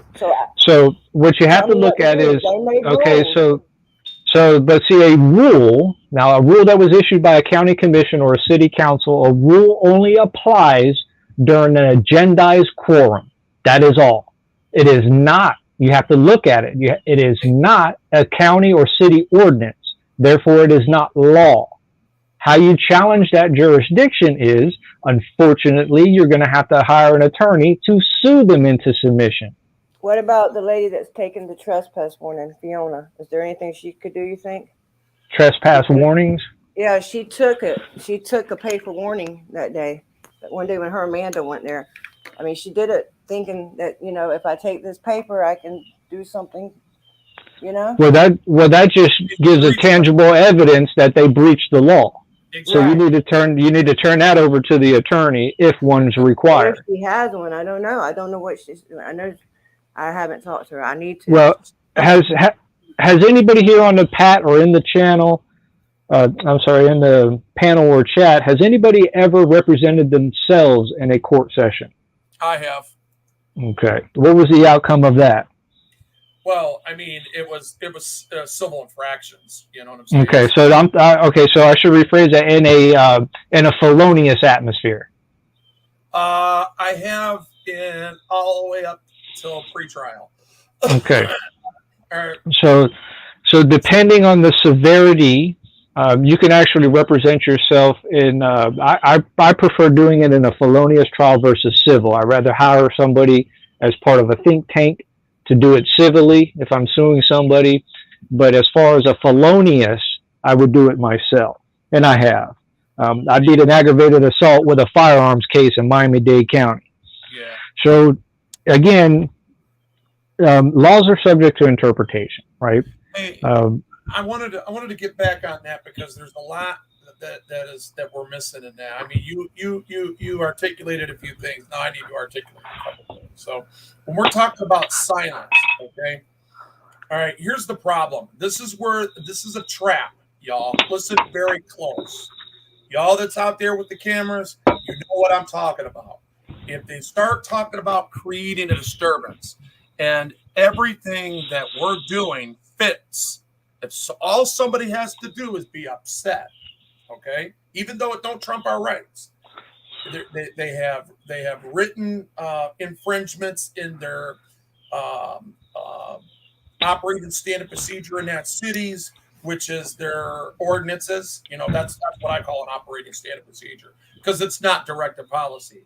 Directive policy, in my opinion, is, you know, legislator, okay, the main legislators that go off of our and create the laws in every state lost no name and every in the federal government. But getting back to the point that I'm making to you is that, for an example, when he was talking to that lady back and forth, he had just committed a crime, okay, and silence would have been the better thing, right? And then when the cop come in to ask questions about that, all he had to do was invoke that right and say, you know what, I'm pleading the fifth to you, period. All right, y'all want to watch the rest of this thing? I don't have that much left. Let's look at it because I think it's important. Because this guy here is supposed to be educating them. It would be so simple to just educate them in a way that says, look, this is it. Look, it didn't take me that long to learn. It didn't take a lot of people that long to learn. It's them that's making it complicated. It's really not that hard. There's restricted areas. There's non-restricted areas. There's public and there's private, and then there's the sidewalk and all that. I mean, hey, grave diggers. Hey, PDF, how you doing? If you look at that up there, that's still his own written interpretation of that, because you have the right to go in any public building, any public property, that as long as it's not restricted, you can be there. There's nothing they can say or do about it. And they're trying to say if you're not there for legitimate business purposes, or going to the offices or the corridors, that I think I said I was watching on my other phone too. That's bullshit. You can walk down. You can do anything you want as long as you're not harassing or you're not you don't have to be recording. It's a public building. You can just go in there. What if you just walk around? What if you want to sit on the bench? Okay, let's watch this for a little bit. But it's Steve's more his propaganda. in identifying which parts of government property are accessible for full exercise of First Amendment rights. There do have to be such areas. You can define what they are. Limited access areas, we've introduced this concept that it's an area that's not generally open to the public. It's open only on a limited as needed or by invitation basis, or it's in an area open to or occupied to private third parties. How do you designate them? They can be designated by doors, barriers, building design features, signage, stanchions, ropes, etc. What I've done with my member municipalities is we've literally sat down with a map of the facility and drawn out what are your areas, color code them. The public forums are clearly marked. And then we have areas where we say, can we justify this being a limited access area? If so, how do we identify? And to give you a specific example, in one of our member municipalities at the business license counter, we basically put up the equivalent of a Walgreens pharmacy line, which there's a sign on a post that says, for the privacy of our customers, please wait here until you're called to the counter. And I feel like you can do that in an area where the public is interacting.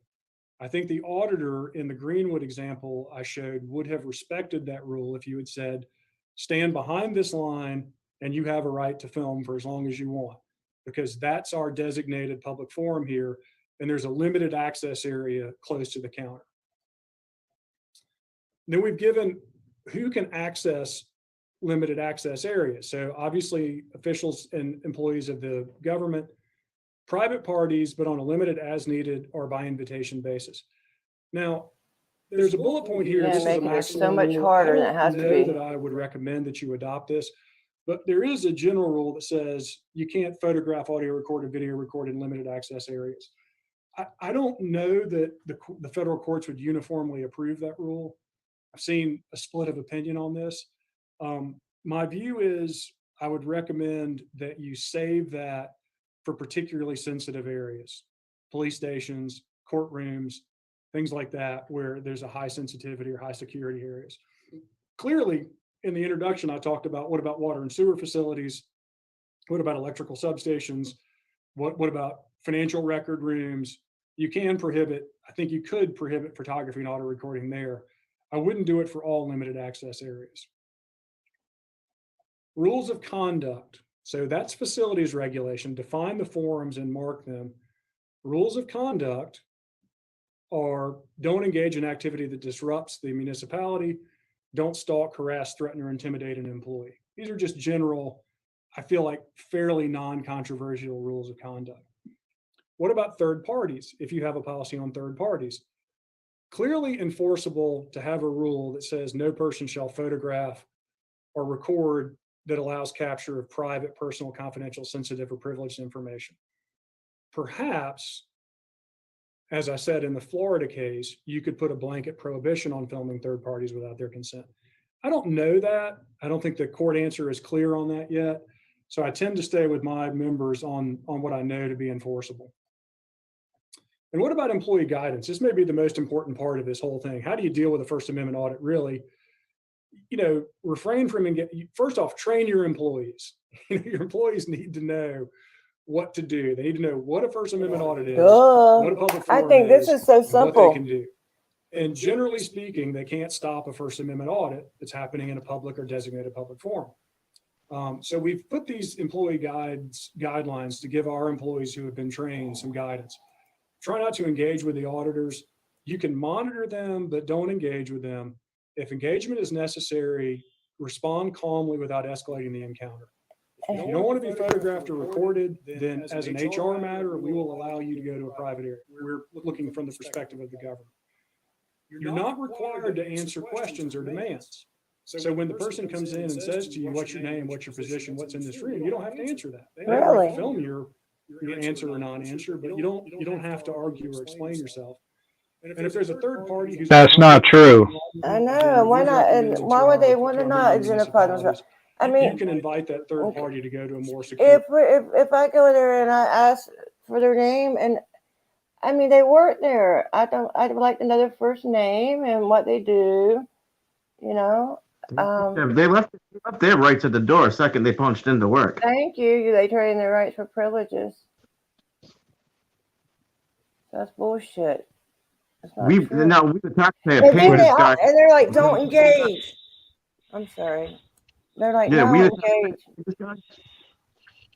And why are they having a lawyer teach the employees this? Why are they having this guy? I don't Right. know. Whatever he is. If a person receives public funds, okay, whether it be through paycheck, contract, or a bidding process, if a person receives public funds on any level, they are subject to public scrutiny. Period. Point blank. Hey, James. Okay, here we go. This guy. Amy, I'm going to jump off here. It's lunchtime here. Y'all take care of yourselves. Everybody in the panel chat. All right. Thanks for coming, bro. See you later. So anyway, actually, so now let's go. Y'all want to watch the rest of this, or Yeah. We need to see. We need to see what they think. Yeah, how we they need work. to see. We need to be able to, especially if it's down there by you. Is that down there by you? No, it's in South Carolina, but there's people that live near there, and there's people that go there to video. So yeah, we definitely need to watch it. Definitely need to bring attention to them. I filmed that city I filmed that city like every night.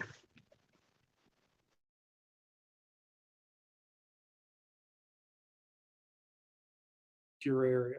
So at our water department, we may have go into a private office. At our, police station, when someone's making a complaint, they can go to a more private area that's a non-public forum. So general guidelines for all employees, they should know their legal authority and they should be educated. I think that public employees should know the difference between public properties and public forums. If you do adopt rules for First Amendment audits, then I think they need to be clearly articulated and shown to the public. I really counsel my members, stay calm and rational, don't get mad.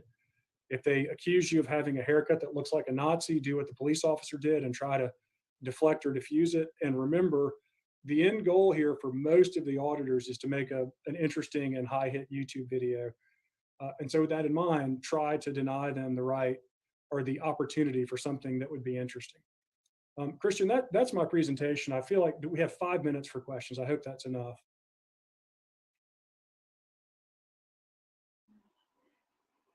Hi, Art. This is Deborah. Just getting Christian back on. Thanks, Deb. Yep, Yeah. I'm back on here. Just trying to click through all the little things. Eric, that was fascinating. Something I've certainly never experienced myself, but I've heard a little bit about it.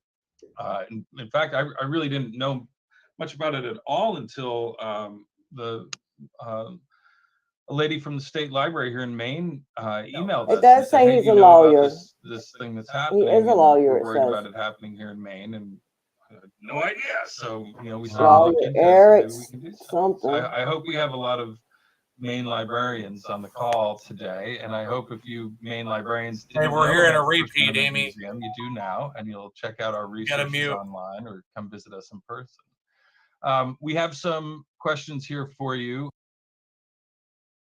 From Ben, I work at a private nonprofit with substantial municipal and state funding. My understanding was that people, including staff, don't have a right to expect privacy in spaces that are open to the general public. Is that true? And if so, wouldn't people have the right to make recordings in private nonprofits that are open to the general public? Or is it the case that the nonprofit corporation has the property right to limit the right of visitors to make video recordings, even if individuals don't have the personal right to limit recording of them while they are in a public space? Christian, I would welcome your input on that. My belief is that the second option is the correct one, that the owner of private property, even if it's nonprofit property, under federal law can restrict the things that happen in that property. So the common example that's given is if you go into an Apple store, you go into a T-Mobile store, they can have rules on recording and interacting with other customers. I feel like under federal law, the private nonprofit has the same rights as a property owner. Now, what if they don't take those rights? Then there's a gray area. Does state law and state constitution matter in terms of the public funding of that entity?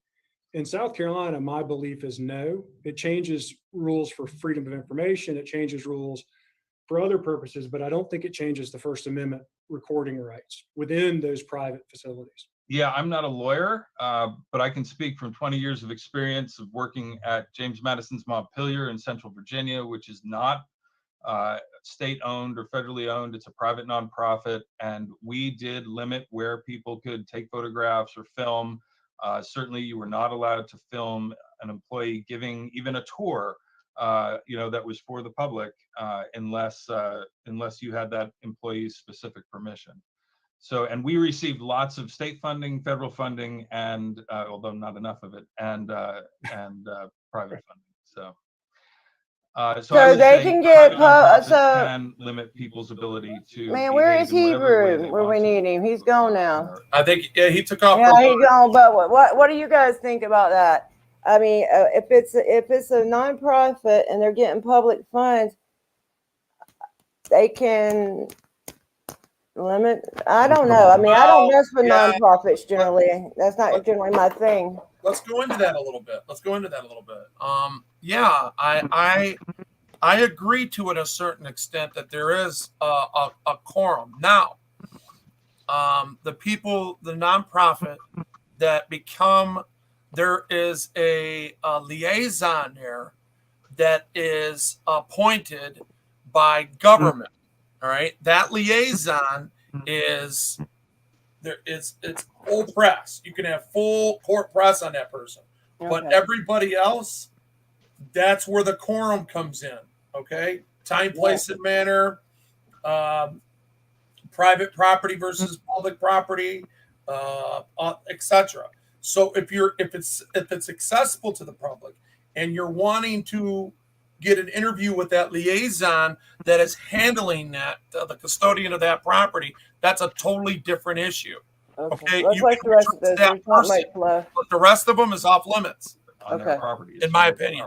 All right, in I your think that I'll opinion. make Yeah, I the know. same point, Christian, very quickly there that I made for the governments though. If you have those rules, they should be clear and they should be accessible. So you can say, here's what the rules are. Yeah, we put rules like that on our gates and then on the doors of our visitor center and then on the back of the tickets that people bought. And one, you know, it's an interesting flip to that was we said if you purchase a ticket, you consent to being photographed. Basically, if you're on our property and we're filming an event or something like that. But you can't even get film caught your on camera, tour. Ain't that some you shit? got your consent by virtue of purchasing this ticket. But we're gonna film Nobody your ever ass. called us on that. Let's see, I'm trying to find the next question. Would personal information, including the book someone is picking out or the information they're looking at online at a library, be considered personal? Christian, this is the question I told you I was afraid I'd get before we started, which is, I realized for my audience, I realized last night, there is this vast body of library law that I don't know. What are the reasonable expectations of library patrons in terms of books they check out? I can tell you in South Carolina, like circulation records and checkout things are exempt from FOIA. So I know that in South Carolina, this information as a product of state law would be personal information, and you could restrict the access of recording that information. I don't know, and I apologize to the group. I thought of this last night, that I just didn't have time to research the federal constitutional law on the expectations of privacy for library patrons. Right? My thought is that the identity of the person, the books they're checking out, and personally identifiable information can be protected. I feel relatively confident of that, but I need to disclaim, I wish I knew this better, and I do apologize to our group that I wish I thought of it Sunday night instead of Monday night. Well, I see a couple of I remember at one time, right after 9/11, they had discussed making a law where the government can monitor what books you checked out, but I don't know if they ever did. questions here about kids, and are there special considerations for filming children? So can you address that? Not to my knowledge under federal law. The conduct guidelines would be applicable here though, because you could make something that would be content neutral and viewpoint neutral. It simply says no filming of children. I think that if you had that rule, in other words, let me take a different tack on this. I don't know that the First Amendment itself, in cases I've read, makes the distinction between the privacy expectations of adults and children. What I do think is that you could have a content neutral and viewpoint neutral rule that deprived you of the right to film children, and that would be enforceable. That's a conduct regulation. Yeah, I think that's probably right. I mean, you certainly can't walk into a school, which is a public building, and start filming kids. And I know that anytime we've done, both here at the First Amendment Museum and in my previous life, anytime we did things with students, getting permission from parents was really important if there was going to be any filming going on. Do you foresee any laws being passed in the future that could affect the bystander video after the events of last year?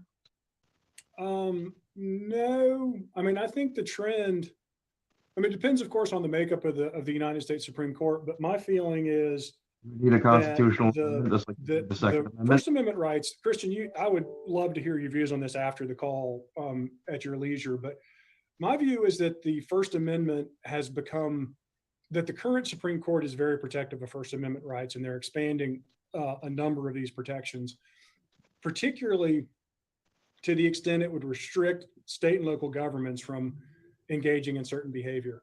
So my view is that the long-term trend is the right to video record in public places, if anything, will become broader. Now, there may be state level pushback, but I don't see the First Amendment changing on that. You know, if we had more time, I could tell you examples of other contexts. I just feel like this Supreme Court is very committed to the First Amendment. I would agree with that, Eric. And I think, you know, just looking around the world, America has probably the most liberal of First Amendment interpretations. You know, other countries have free speech, and they're more conservative than ours is. And so I think we'll just, as technology expands, my guess is that we'll see those First Amendment interpretations become broader and broader. All right, well, let's leave it there. Thanks so much for joining us, Eric. And I hope you'll come to Augusta, Maine sometime and check us out. Go see the grandparents' house again. Right. And thank you, everybody, for attending today. Have a great afternoon. That guy was very biased.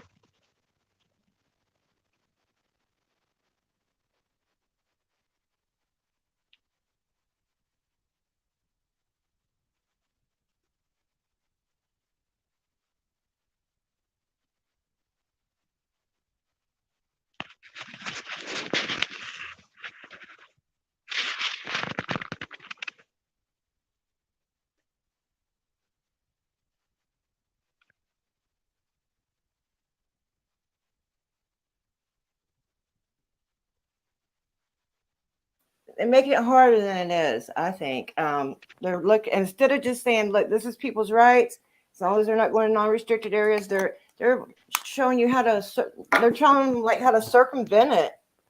Right. And I don't like that. And they could Right. use, and they still think that we won't, you know, maybe I'm sure there's some people out there, because everybody don't have the same intentions that I have, or the next person may have. So yeah, I'm sure there's some people out there that love to get videos where they act the fool, and where they get, when the police or the city workers act crazy and they get lots of views, whatever. But there's other people that really would like to see them pass, really want to see them stop acting this way. That's why we do what we do. So yeah, every time they get it right, I'm happy. And if they would just train them, look, somebody comes in with a camera, just do your normal daily activities. Unless their normal daily activities is something crazy and suspicious. Why do you have to act? Why would you act any different just because there's a camera there? Right. No, like when the camera's there, like you see how like when like there's audits when people walk in to do an audit, you see how they're like you know, no one's saying nothing to nobody, and all of a sudden there's that city worker that flips up because someone's standing in the hallway or walking around with the camera. But if someone was just walking around narrowly, you wouldn't say nothing. But because the camera's there, now you're gonna escalate it and make it a situation. Right. And the thing is, people could have cameras on them. I would like to get like this, like a little small, like button camera or something, and see how you would be treated with no camera, and they have somebody else going with a regular camera. Now, I'm going to show y'all something real quick that I just thought about.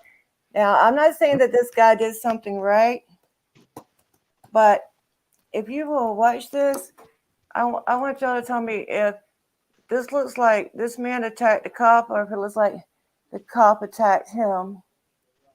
So we're going to see. I'll have to add this link when we're done. But it's called Caught on Camera, Florida Police Officer Working as Crossing Guard Attacked on the Job. Now, I'm going to show you the video, guys, and it doesn't really look like, it looks like he started attacking first, but I could be wrong. So I want to see what y'all think. Let me try to share the screen here real quick. It's spinning a little bit. I don't know why. Okay, it's I was down in Florida. I was down in Florida last summer. Yeah, I didn't know that. Yeah. Say hello to me. Okay, let's. All right. It's okay. This happened in Orlando, and let's see if we can get the video to play. Come on, please play video. Y'all can see the screen though, right? Yes. Yeah. Okay. There was a video. Okay, yeah, here's the video. Now I can read this real quick. It says a man accused of attacking Orlando crossing guard was arrested Thursday. Okay, let the video play and then we'll read it, because it looks like the cops attacked him, but I could be wrong. Come on, it's kind of spinning a little bit. I'll give it a second, guys. It's spinning. It'll play.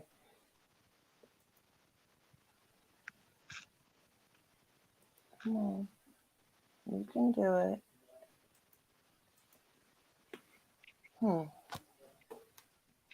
We're now seeing a There it body goes. camera video of a police officer in Orlando being attacked. He was sitting in his patrol car when a man came up and started banging on his window. Eden is in the newsroom with what happened next. Nicole Calvin, police say that suspect was homeless and apparently looking for a fight, and he got one. Get on the ground. Get on the ground. Get on the ground. Get on the ground. The officer was working as a crossing guard when 34-year-old James Masetti started banging on his window. Police say the officer called for assistance, then got out of his car, ordering Masetti to the There's no ground. video. Taser deploy. The officer trying to use a taser to get him down, but it didn't work. Police say he then used pepper spray, but none of that stopped Masetti. Get on the ground.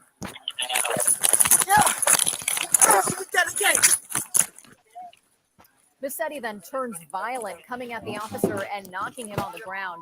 Investigators say he was repeatedly punching him in the head. Get on the ground. Do it down.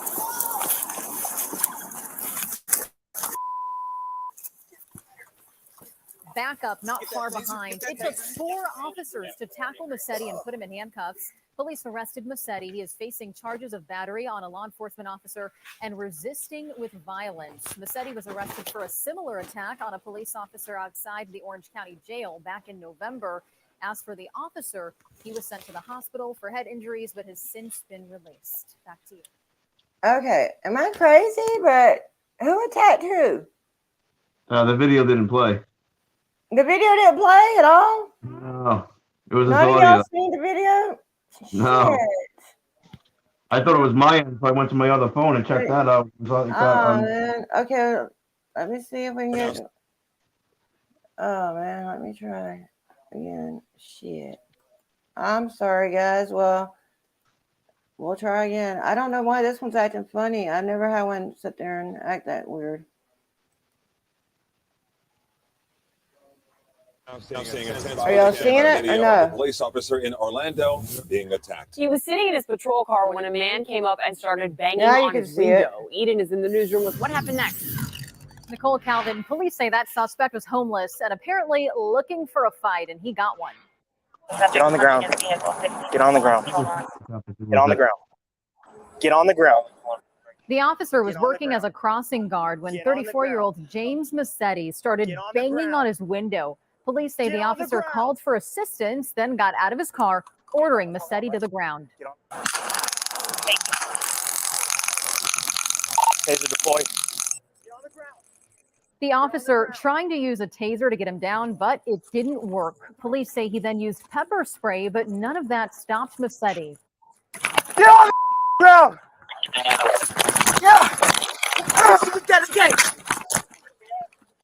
Masetti then turns violent, coming at the officer and knocking him on the ground. Investigators say he was repeatedly punching him in the head. Get on the ground. Do it down.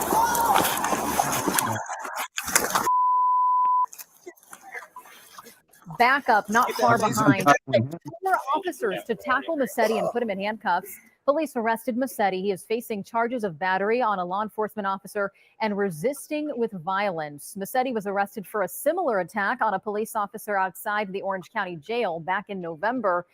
As for the officer, he was sent to the hospital for head injuries, but has since been released. Back to you.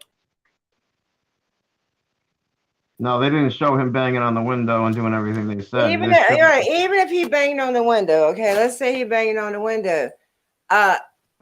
I don't even. If he did, what was it? I mean, I don't know. They were awful for a report when he got out. Let's say he did bang on the window. I didn't never see him attack him until after he kept tasing him and shit. No, I didn't see it either. And why wouldn't they show at least like maybe 2 or 3 seconds of it? And if he's looking at the crossing guard, what's he doing sitting in the cruiser? He could be out there standing at the crosswalk waiting for the kids. Yeah, something's wrong there, definitely. And I can't believe it's caught on camera.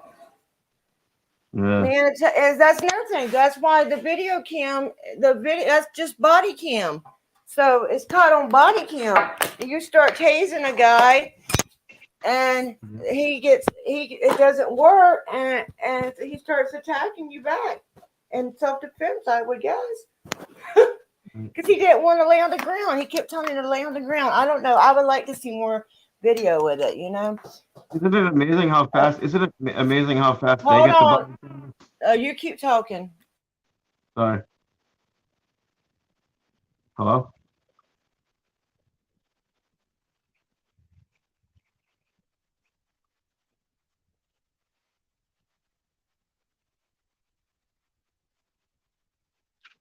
You there?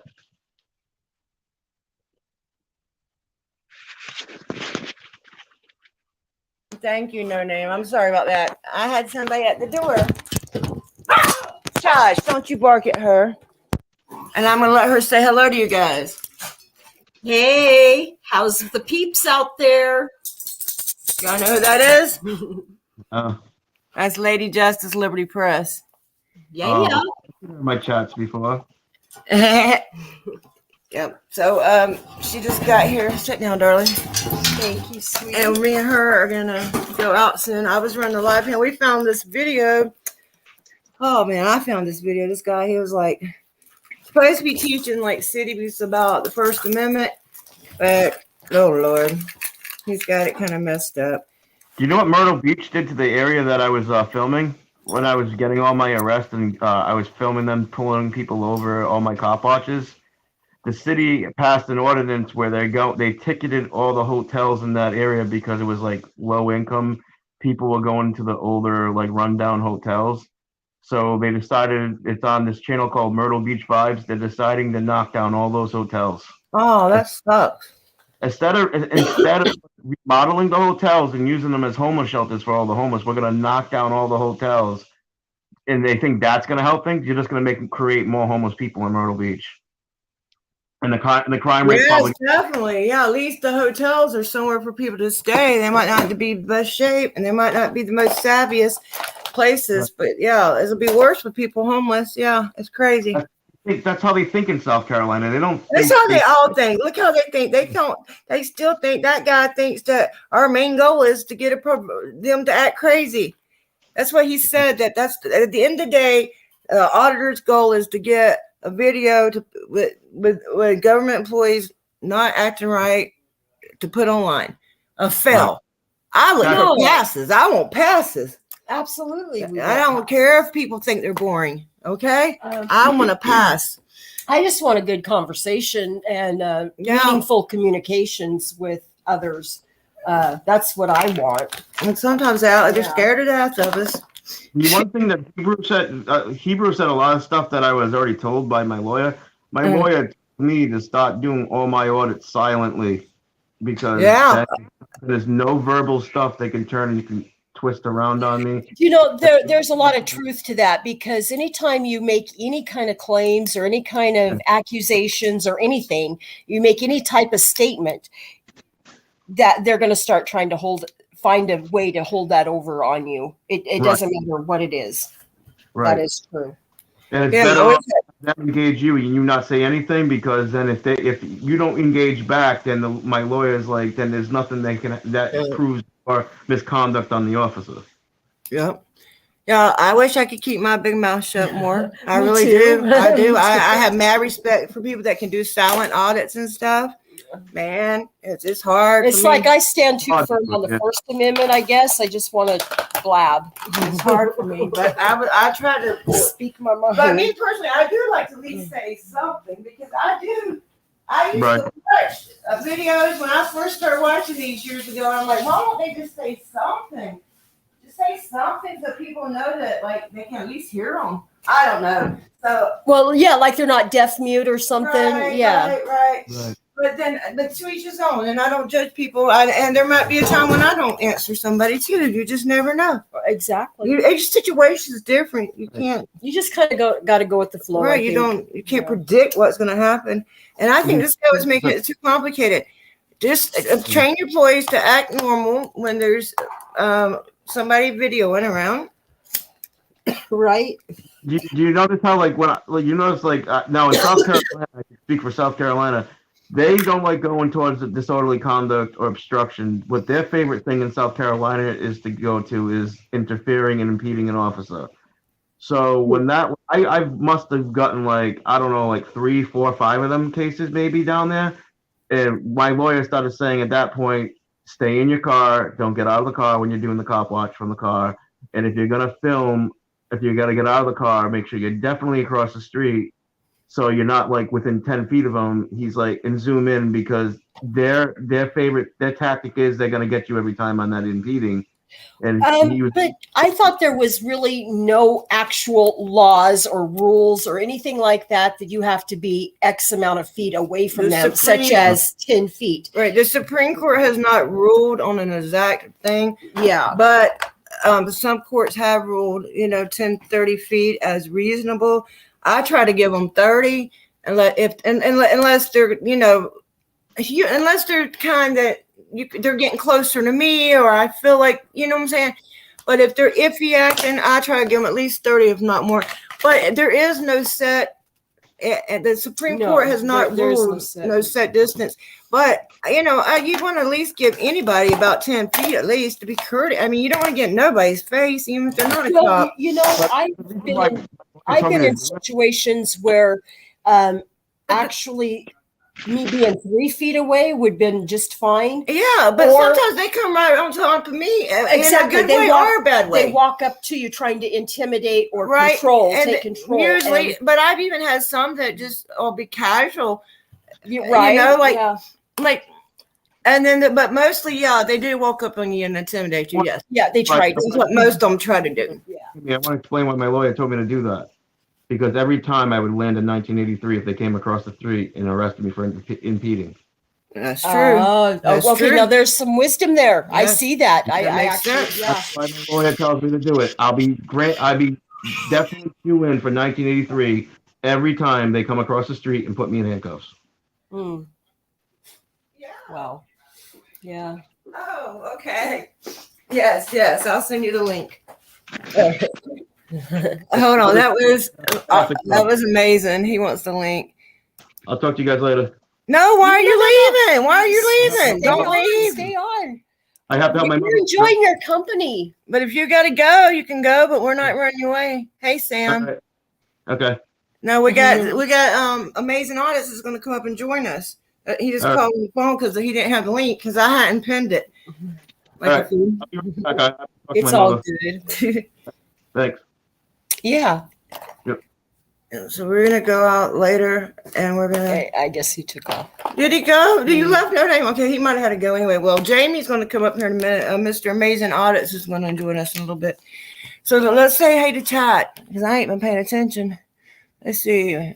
Yeah, he's been asking to come up. See, look, they've been asking for the link. I'm sorry, guys. Y'all know me. Hey, James. Well, I think I got her sidetracked too. Yeah, one big heart. Yeah, James. Do we get everybody? Carl, Sam. Broken, my boy. Yeah, you made it to Lackluster today. Somewhere I ain't never even made it. Damn it.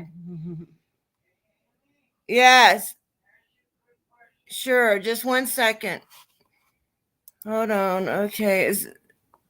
Is that really Wolverine? I don't know. It says Wolverine too. I don't know. You gotta show yourself if that's you. Okay. Come up. And okay. I'll be. You guys talk. Wolverine talk. Lady Justice for a minute. I gotta get talk to my husband. Well, how are you doing, Wolverine? I'm fine. How are you? Fabulous. Yeah. Absolutely fabulous. So what have you been up to lately?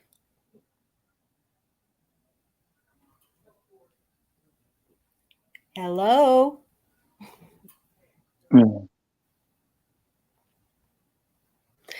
Amy will be right back momentarily. Yeah, it's me.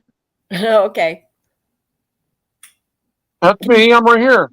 Yeah, you can hear?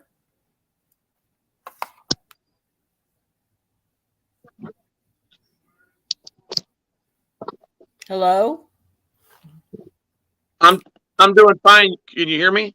Yes, we can hear you now. Thank you. Cool. Awesome. Yeah. Just hold up, Adam. Hold up. My son's asking me a question.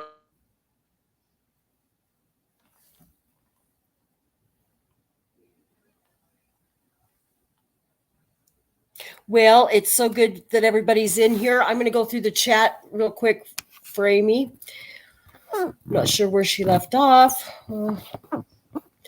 It looks like Heather Holt's here. Hey, girl. How you doing? We got James Sweeley. Broken system, broken trust. I'm trying to look at the chat here. Yeah, that's kind of what I'm doing. Yeah. One big heart 777. I had a phone call, so I had to drop out. So anyway. Well, Amy will be coming right back. Yeah. Yeah. I'm sorry. But if you have a phone call that you have to take, I mean, go ahead and take No, it. I already did that. That was earlier. Oh, okay. I was up on panel earlier and I had to drop out. So.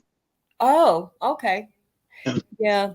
I just had to drive a little ways from the truck stop I've been kind of staying at. I'm going to come over here and hang out with Amy for a while, and maybe we'll go out and do something today. It's really a nice day today out here where we're at.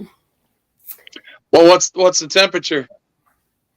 Oh dear, I don't know what the exact temperature is, but I would say it's in the 70s. Oh, I'm jealous. It's beautiful, very sunny, warm. It's pretty warm in the RV, I have to say. But anyway, I'm glad I left that and just get to hang out with Amy, and maybe we'll go do some lunch or something, have an early dinner or something. I don't know. So. Here comes, here comes the queen. Well, no, you were handling it just fine, I'm sure. I hope so. Yeah, I'm here. I'm trying to chat. Okay. Yeah. I was helping my husband forward a picture. All right. So I think we're gonna go, guys, because we're gonna get ready. We're gonna try to go out. I gotta go get me some hair dye. I thought you were going to keep that going. But anyway, okay, I must have missed it. I had to drop out. I had to take a phone call. But anyway, hey, I'll let you guys go, man. Have a good day. Everybody in chat, have a good day. Well, no, I thought Amazing was going to come up here, too. Wait a minute. Well, I don't know why I'm ending it. Don't end it. You can stay. You don't have to. Let's stay. Let's stay for a minute. I don't have to know what I'm doing sometimes, guys. Okay? Hey, Amazing. Let's keep it open. And I want to talk about Broken, too. I'm very proud of Broken. I'm proud of course, Michigan and Freaking, too. And I'm sorry that happened to them. But, you know, they handled it nicely. And yeah, I must have made about. And I don't want y'all to go. And they made it to Lackluster today. And there's Yin Yang. And here's Jamie. So talk to us, people. Yeah, I made about 35 calls on a live. Nice. Pointing out their behavior to them and articulating their tyranny, to them when they wasn't hanging up on me. And I stayed calm. I did it on a live, and I stayed calm, cool, collective. I wasn't trying to pick at them. I just quoted, facts, and like you said, the majority of these people have a code of ethics.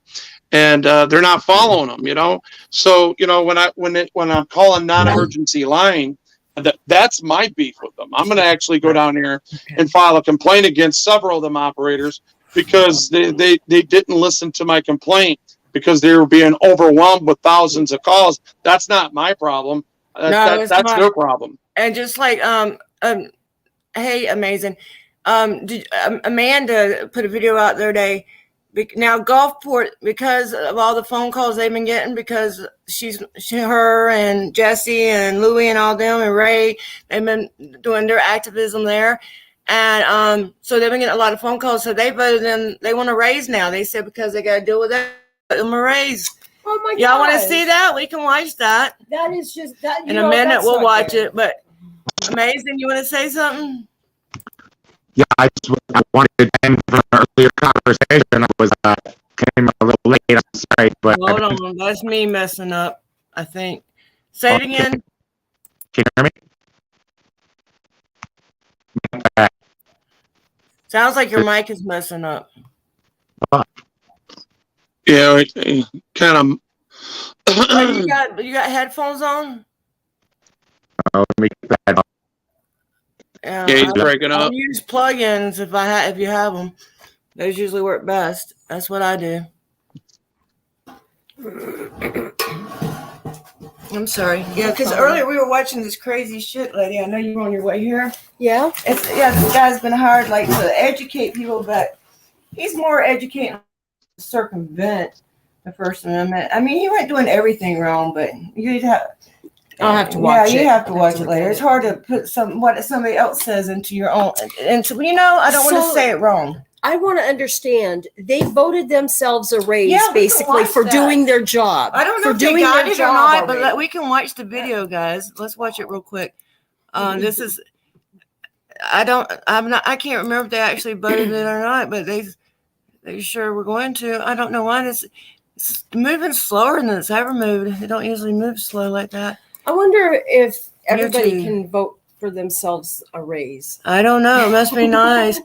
Right? Yeah, and they were saying they were going to up it to 23. Remember over here at Riviera, they said they made 19. Why isn't YouTube coming up? Hold on, guys. Give me a minute. This computer usually works super fast. It's just the operator today, I guess. What? Huh? Huh? Huh? What is that? This is attackers. So you got something going on here. I would get out of that, Amy. All right, guys, I gotta go, man. My wife's calling me. Y'all have a good day. Thank you for having me up here. I appreciate everybody that listens to me. Thank you. Have a good day. Bye. Oh yeah. So okay, we're gonna try one more time to go onto YouTube. I don't understand I would this. get out of that. I am getting out of there. Okay, so I'm gonna try to get into YouTube though. There we go. We'll try. No, that's an ad. That's why. Is that an ad? Mm-hmm. Why isn't it going? I don't know. This is crazy. Well, can you click out of the ad? I don't know. We're not going there. We're going straight to YouTube. Y'all better not be trying to put damn viruses on my shit.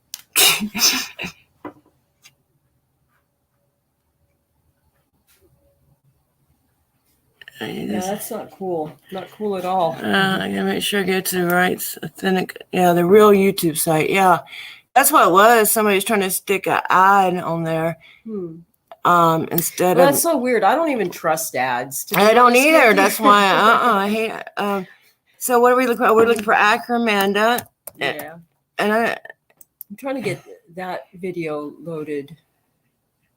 Okay, and then we got another one that she put up, but y'all can watch that one later. This one here, this has got a lot of Gulfport stuff in it. It's very interesting. But at one point, they do get on there and say they want to raise. Actually, right after her and Jesse come on. Hold on, let me share the screen. I'm gonna share the screen, and you'll hear Jesse Lee calls in, and then Amanda calls in, and then they go on their shit. And this has got Ray in it too. You'll see, guys. Check it out. Address the racial discrimination issues here in town. Then I'm gonna go home and check on them.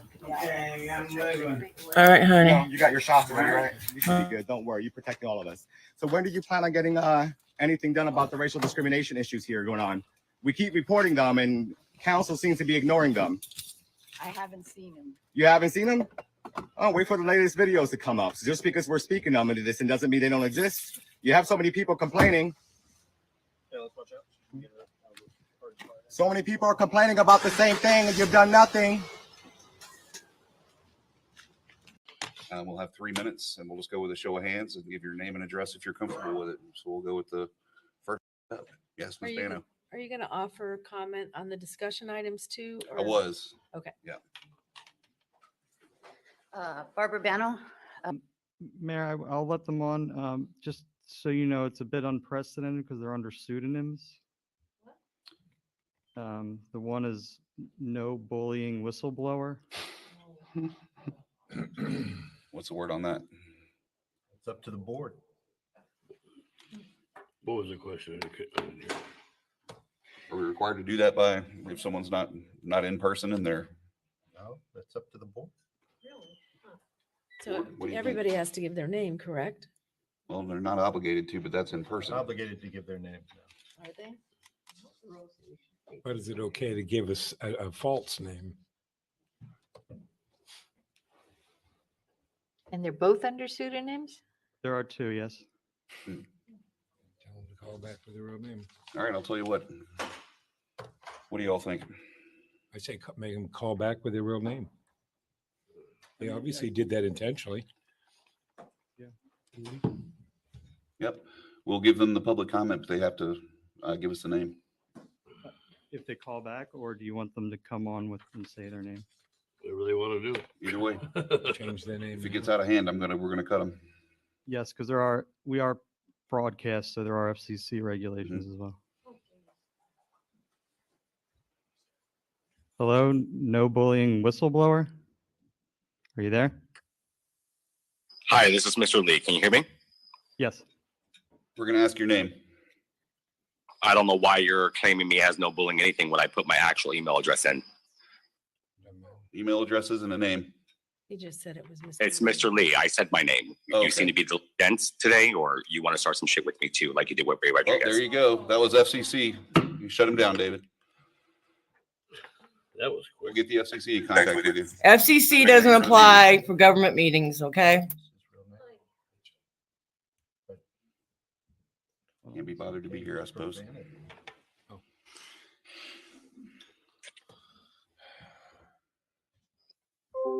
The second one is Acura Amanda. Okay. Are you there, Acura Amanda? Hello, everyone. Accurate Amanda here. I would like to talk about what Margaret Tober addressed in council, calling me inaccurate Amanda. But the only inaccurate one here is you, Miss Tober. Miss Tober defended a convicted sex offender who was hired by the Gabber soon after his release from prison. Tober also believes the council did not intentionally racially discriminate Amanda, Acura, against citizens. This is supposed by to be addressed multiple- to this is supposed to be addressed to the council, not a conflict that you might have with a resident. Why was she allowed to personally attack me, sir? Ms. Tober, are you there? I'm here. Hi, good evening. It's Margaret Tober. And Mayor, I just wanted to comment on your comments a couple of weeks ago. And, you know, I've been coming to council or following council meetings for about 20 years. And I think one time I lost my stuff, and that wasn't all that long ago. And it's certainly not something that I'm going to be bragging about. But I have to say, Mayor, I think most people wholeheartedly agreed with what you were saying.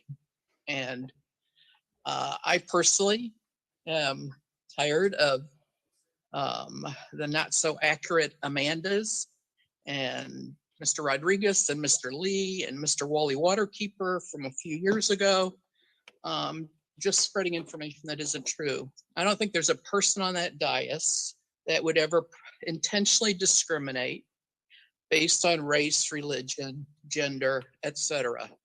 And you guys didn't Do you say mind giving your anything real about it. name? She did. Is that her real name? Okay. Yes. Hello, everyone. It's Accurate Amanda here. So back to what I was saying. No, If I may, we're not doing that. Miss Tober. I apologize. Should not be allowed to disparage a resident. Sorry, David. You have to shut that down. Because of this right here, I'd like to ask council right now, we're ready to go back to public comment in person? Yes. Yes. Oh, I mean, I still think we should take it by Zoom because there's still people who aren't willing to come to the meeting because clearly you can shut them down and they should give their We name. can I think show that's up perfectly too. appropriate. Council, what do you It's think? not, it's the first time this Yeah, it's has the first time happened, it's huh? happened. They need to address us Yes. about us and not disparage a Can't sit here resident. and attack a resident. And no, that was unacceptable. Yeah, agreed. Actually, if you look at the rules, they're not even addressing us. They're supposed to address the chair only and no one else but the chair. Right. It's just not right. It's so hurtful. Mayor, may I just say something about her comments about the sex offender? No, because I can't bring it back up for a second time at public comment. But Okay, that's fine. we're not concerned with what she had to say. So, you know, you guys do a lot up there, and you put up with a lot. And since we've heard that conversation 3 years ago, I'm about to propose that we also increase that base salary right now, because and this is not a knock against anyone who ever served on this council, but the volume of emails that we receive now is unbelievable. The response and the things that we have to deal with from a social media perspective, the fact that we have to deal with, hack bloggers or YouTube artists that fancy themselves journalists, the stress that it puts your family through. And I'm not even talking about the campaign angle. I'm talking about the things that people say and put out there in the public. These are things that are fairly new. In fact, it wasn't even that big a deal when we had this discussion 5 years ago. 4 years ago. And the fact that in the last couple of weeks, I received a death threat that the FBI felt was credible enough that they did a face-to-face investigation on. So this is certainly not something that I think any of us thought would be a part of local government. And certainly adding money to our paycheck isn't going to solve that problem. But I think there needs to be a better base rate for having to put up with this stuff for, our daughters, wives, mother-in-laws, whoever it is to you and your family, having to feel like they got to look over their shoulder and having to wonder if somebody's pulling a phone out of their pocket to just get another impromptu video to make you look like an idiot, or if they're pulling a gun out because somebody decided to call for your execution on a social media platform. Right. So because of that, what I'm proposing is that we go with a $28,000 salary stipend, not changing the way we get paid, for the mayor's position, or I'm sorry, $28,500 for mayor and $23,000 for council, which breaks down roughly to $800 per biweekly pay for council after the basic FICA and Medicare reduction. Of course, that changes depending on how you've got your particular one set up, and $1,000 per 2-week period for the mayor's seat. But the ways that people have to get at you, and the fact that there's just a general loss of common sense, decency, decorum, Kindness, reality, honesty is just disappeared. The job itself, when the job itself becomes about 20% of the stress of the job, there's a problem. So that's what I'm proposing. I would hope that everybody up here would feel that that's reasonable. I would hope that the people who live in this city would feel that that's reasonable when we're talking about an amount that's comes out around $120,000 for the year for all 5 of us. And I think we're worth it. See what you have to go through in order to campaign to get it, and the ridiculous amount of nonsense that comes with it that is new just in the last few years. All this stuff up at the national level has just gotten contagious. And when you're sitting in a council seat in Gulfport, Florida, with 12,500 people living here, and there's death threats being issued on a national level, people are trying to rile up people that have never even heard of Gulfport, Florida, against people out of context. It is a ridiculous amount of nonsense. And to me, that's the reason. That's the stressor and we're of this job. wanding people at the door. Which I don't like doing that either. And I can tell you I don't like having a loaded gun in my house either. We're putting Just because I'm a barricades lefty up. doesn't mean I didn't grow up in Western North Carolina and don't know how to shoot one. So. We're putting barricades up in front of the door so a car doesn't drive through. It's scary. Yeah, it's scary. It's a different climate, and frankly, it's one that I think you're not compensated well enough to put up with that level of stuff. As far as I'm concerned, this job is not what it was 13 years ago. It's not what it was 5 years ago. None of these jobs. So anyway, that's what I got to put out there. First of all, I don't see the correlation between making more money is going to make those problems go away. They're going to harass us if we made $200,000 a year. But I really don't think that increasing it to $20,000 is going to make the job more palatable, or we're going to get no, it's not going to sticking change our cameras in anything. our faces. Okay. All right. So Margaret, you can do your original open public comment if you'd like. Okay, thank you very much, Mayor, because I was kind of surprised. In the past, you've always been so gracious about allowing public input. So nevertheless, what I wanted to say was, in 2005, I worked for a local company, and the majority of the people that worked for me were Black. On my way to work one day, I was stopped by a Gulfport police officer and to tell me that my brake light wasn't working. He was very kind, and told me to go get it fixed and let him know, whatever the procedure was. I got to work late. I had a staff meeting scheduled, and I told the employees what happened and apologized for being late. And I said, you know, the police officer was so nice. The majority of those employees were Black.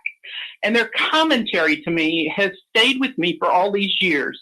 It broke my heart, and I was mortified. And what they told me was, Margaret, that would never happen to us when we go through Gulfport. And one by one, those people told me various stories of racial profiling, of how they had been treated, and so forth. I was mortified that I was naive to that. What I want to say is that I know today, in this year, that if those people, that if that situation happened again and I went to work late, those people would not be telling me that story. So I'm very grateful to Chief Rob Vincent, to the leadership of Gulfport, for the police department that we have in place today. So that's all I wanted to say. Thank you. Well, guess what? She's wrong, because if they had that, the police department, if she went and told that same story, hey, Batman, right now, I'm sure people would say the same thing. She might have been ignorant to the fact then that there was racist cops or that people of color get treated different. But the cops will make anybody their victim. Don't be fooled. They just like to pick on certain people worse than others. Okay, but they'll mess with anybody if they want to. Okay, so what happened to Amazing, man? Thought he wanted to come up here and speak. Okay, Heather, Kevin, did we miss anybody? I always like to speak to everybody. Hey, Patrick. Yeah. Was that y'all were talking about James and Yin Yang still in here? We had so much fun, Yin Yang. I can't believe it's been a week. And then I can't believe that guy was so mean to me when I went. Did you see that video? How that guy treated me when I went his stream, and I said something about I had been over there cop watching. He was in Fort Myers, and he lives in Fort Myers. Oh, wait, he went on and on. Yesterday, I played part of it, but he went further. I missed that one. Yeah, he said the whole cop watching movement's stupid. Yeah, he dissed our whole community, man. Oh, wow. No. So what forum was he on? Let me show you, actually. Yeah, please. Please enlighten us. Yes, because we love to be enlightened. Well, I went in his room. I speak for myself. I didn't think I was advertising. I found it interesting because he was in the same city that we were in, recently. And I didn't know he lived there because they travel around. All they do is video as they ride in their car. Okay. Oh, yes. You seen that? Yes, you sent that to me, and I watched it. So they're dumb. I yes. man. Right. So we're gonna okay. And I really wasn't trying to advertise, guys. But had he came in my room, I'd have been like, somebody dropped this man's link. But yeah, I know some of y'all saw it, but guess what? I'm gonna show it again because I think he dissed the whole community. He didn't just diss me; he dissed us all. It was not cool. And you can, damn it, man. And he goes on further than what I even shared yesterday. So yeah, I think we should listen to it again. I know maybe I'm being petty, but it was very rude how he treated me. And I was a subscriber of his, and I wasn't advertising. I just thought it was interesting because we were just at that racetrack. Right. We were just there. Right.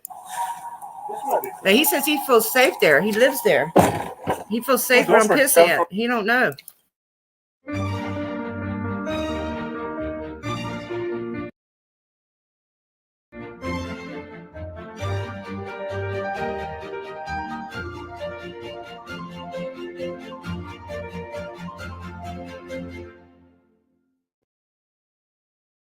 I think we're unique because now, as you can see, we are in a studio atmosphere. We're not in a remote atmosphere anymore. But then how do we kind of... Definitely gunshots. No doubt about it, those were gunshots. This will do it right here. Yeah, this cleans it up real good. I don't know why my windshield's so like dirty and crap. Let me hit the outside real quick, but it's mostly on the inside. Check out my cop watch I did last Thursday. Yo, Case, thank you so much. American Amy, look, this cop watching crap on the YouTube, that's garbage. I'm no offense to what you do. If you like doing that, that's cool. If you want to do cop watch, go to go to Millbrook, Alabama, where I used to live, and try to record those cops and see how that goes for you. And this is a freaking suburban area. It's not, I don't know, whatever. And by the way, don't try to advertise your channel on mine, because I will block you, just so you know. Like, going on my live stream, you got arrested in Riviera Beach. You're an activist? I don't give a crap if you're an activist. I'm not an activist. An activist is an idiot nowadays. Because look, let me tell you something. I lived in Montgomery, Alabama, where it really got serious. When life really gets serious and law enforcement's really doing bad things, you're not going to go on YouTube and talk about it because you're going to disappear. This whole, I'm an activist, I record cops, that's stupid. Like, you know, that's dumb. Like, if you really were dealing with crooked cops, you weren't going to go on live and talk about it. You would disappear, and then they'd help find you. Like, when you find yourself in real life situations like what I've been in, like when I lived in Alabama, when you see people following cops around and recording them, that's retarded. Because if you were really dealing with corrupt police, you would not be alive to talk about it. Like, when I left Alabama, I didn't talk about it because I know if I talked about it, there'd be consequences because they're really corrupt. You know what I mean? Like, when you're really dealing with corrupt police, you're not going to be able to upload it to YouTube. You're going to disappear.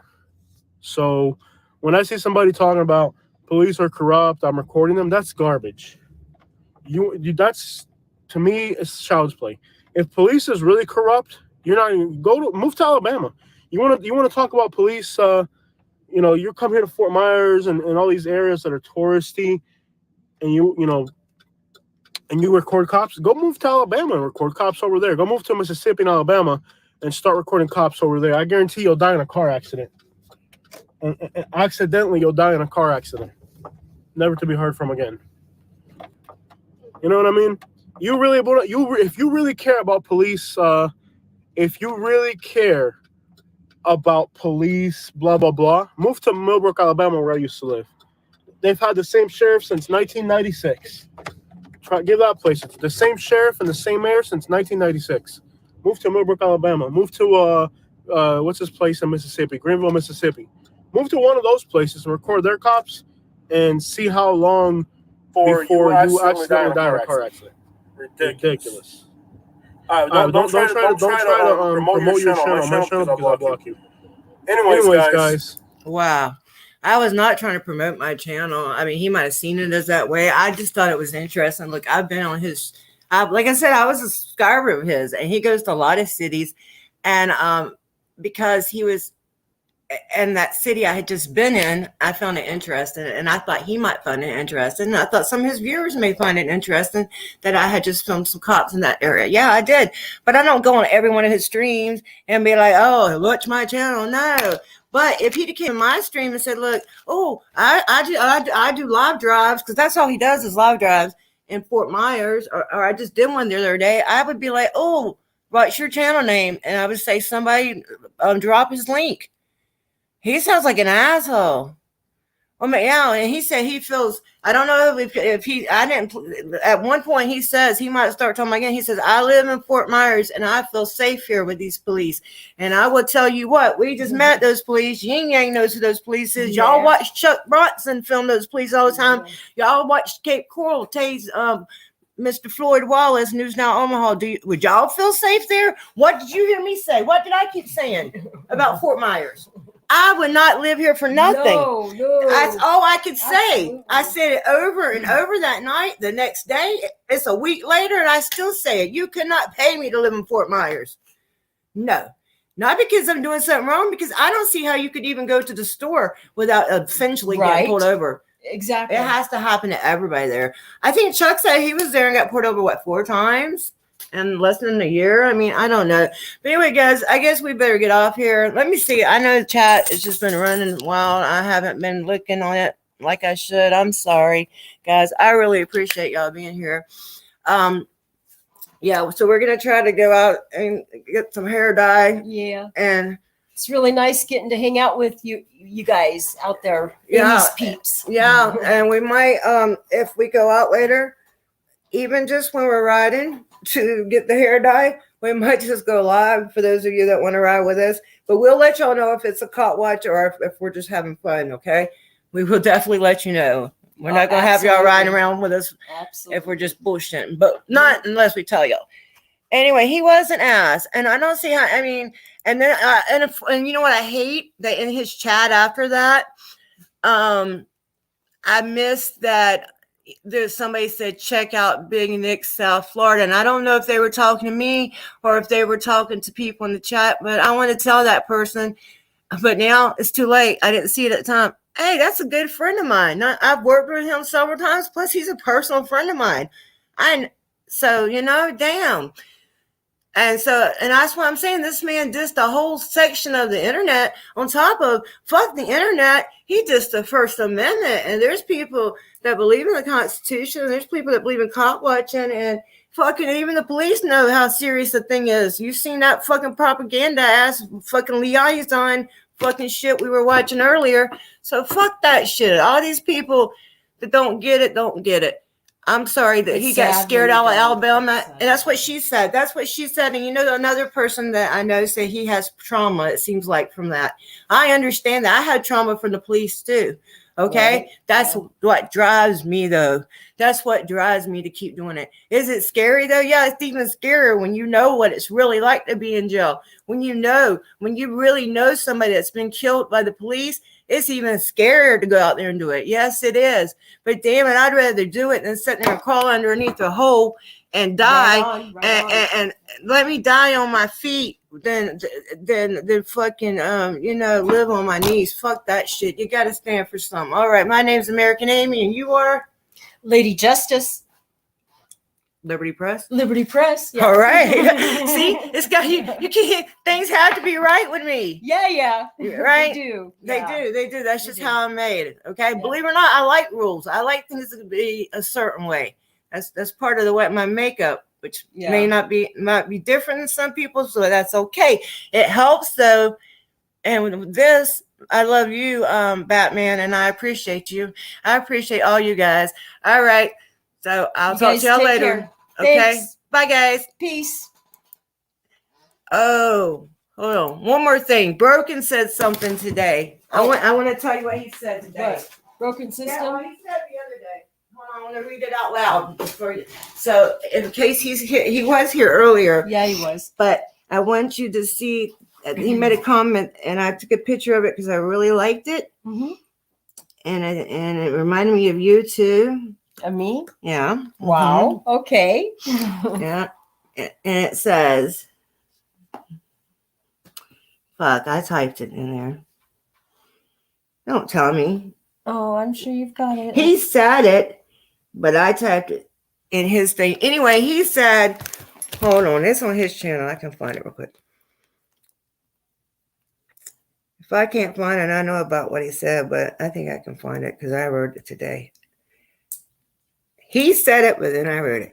He said, I always have business, and my business is to press. There you go. Believe it. Yeah. So I wrote it in the comments. See, I wrote it, and then I wrote, I love it. So shout out to Freaking and MCC and Broken System, Broken Trust, because they got that little guy suspended for now. All right, I love y'all. Bye, guys. And y'all check out that rest of Amanda's video, too. And let them other people know what you think about them. I got their link in the description already. The first people, and I'll put the second people's in there too. All right, bye. You're not really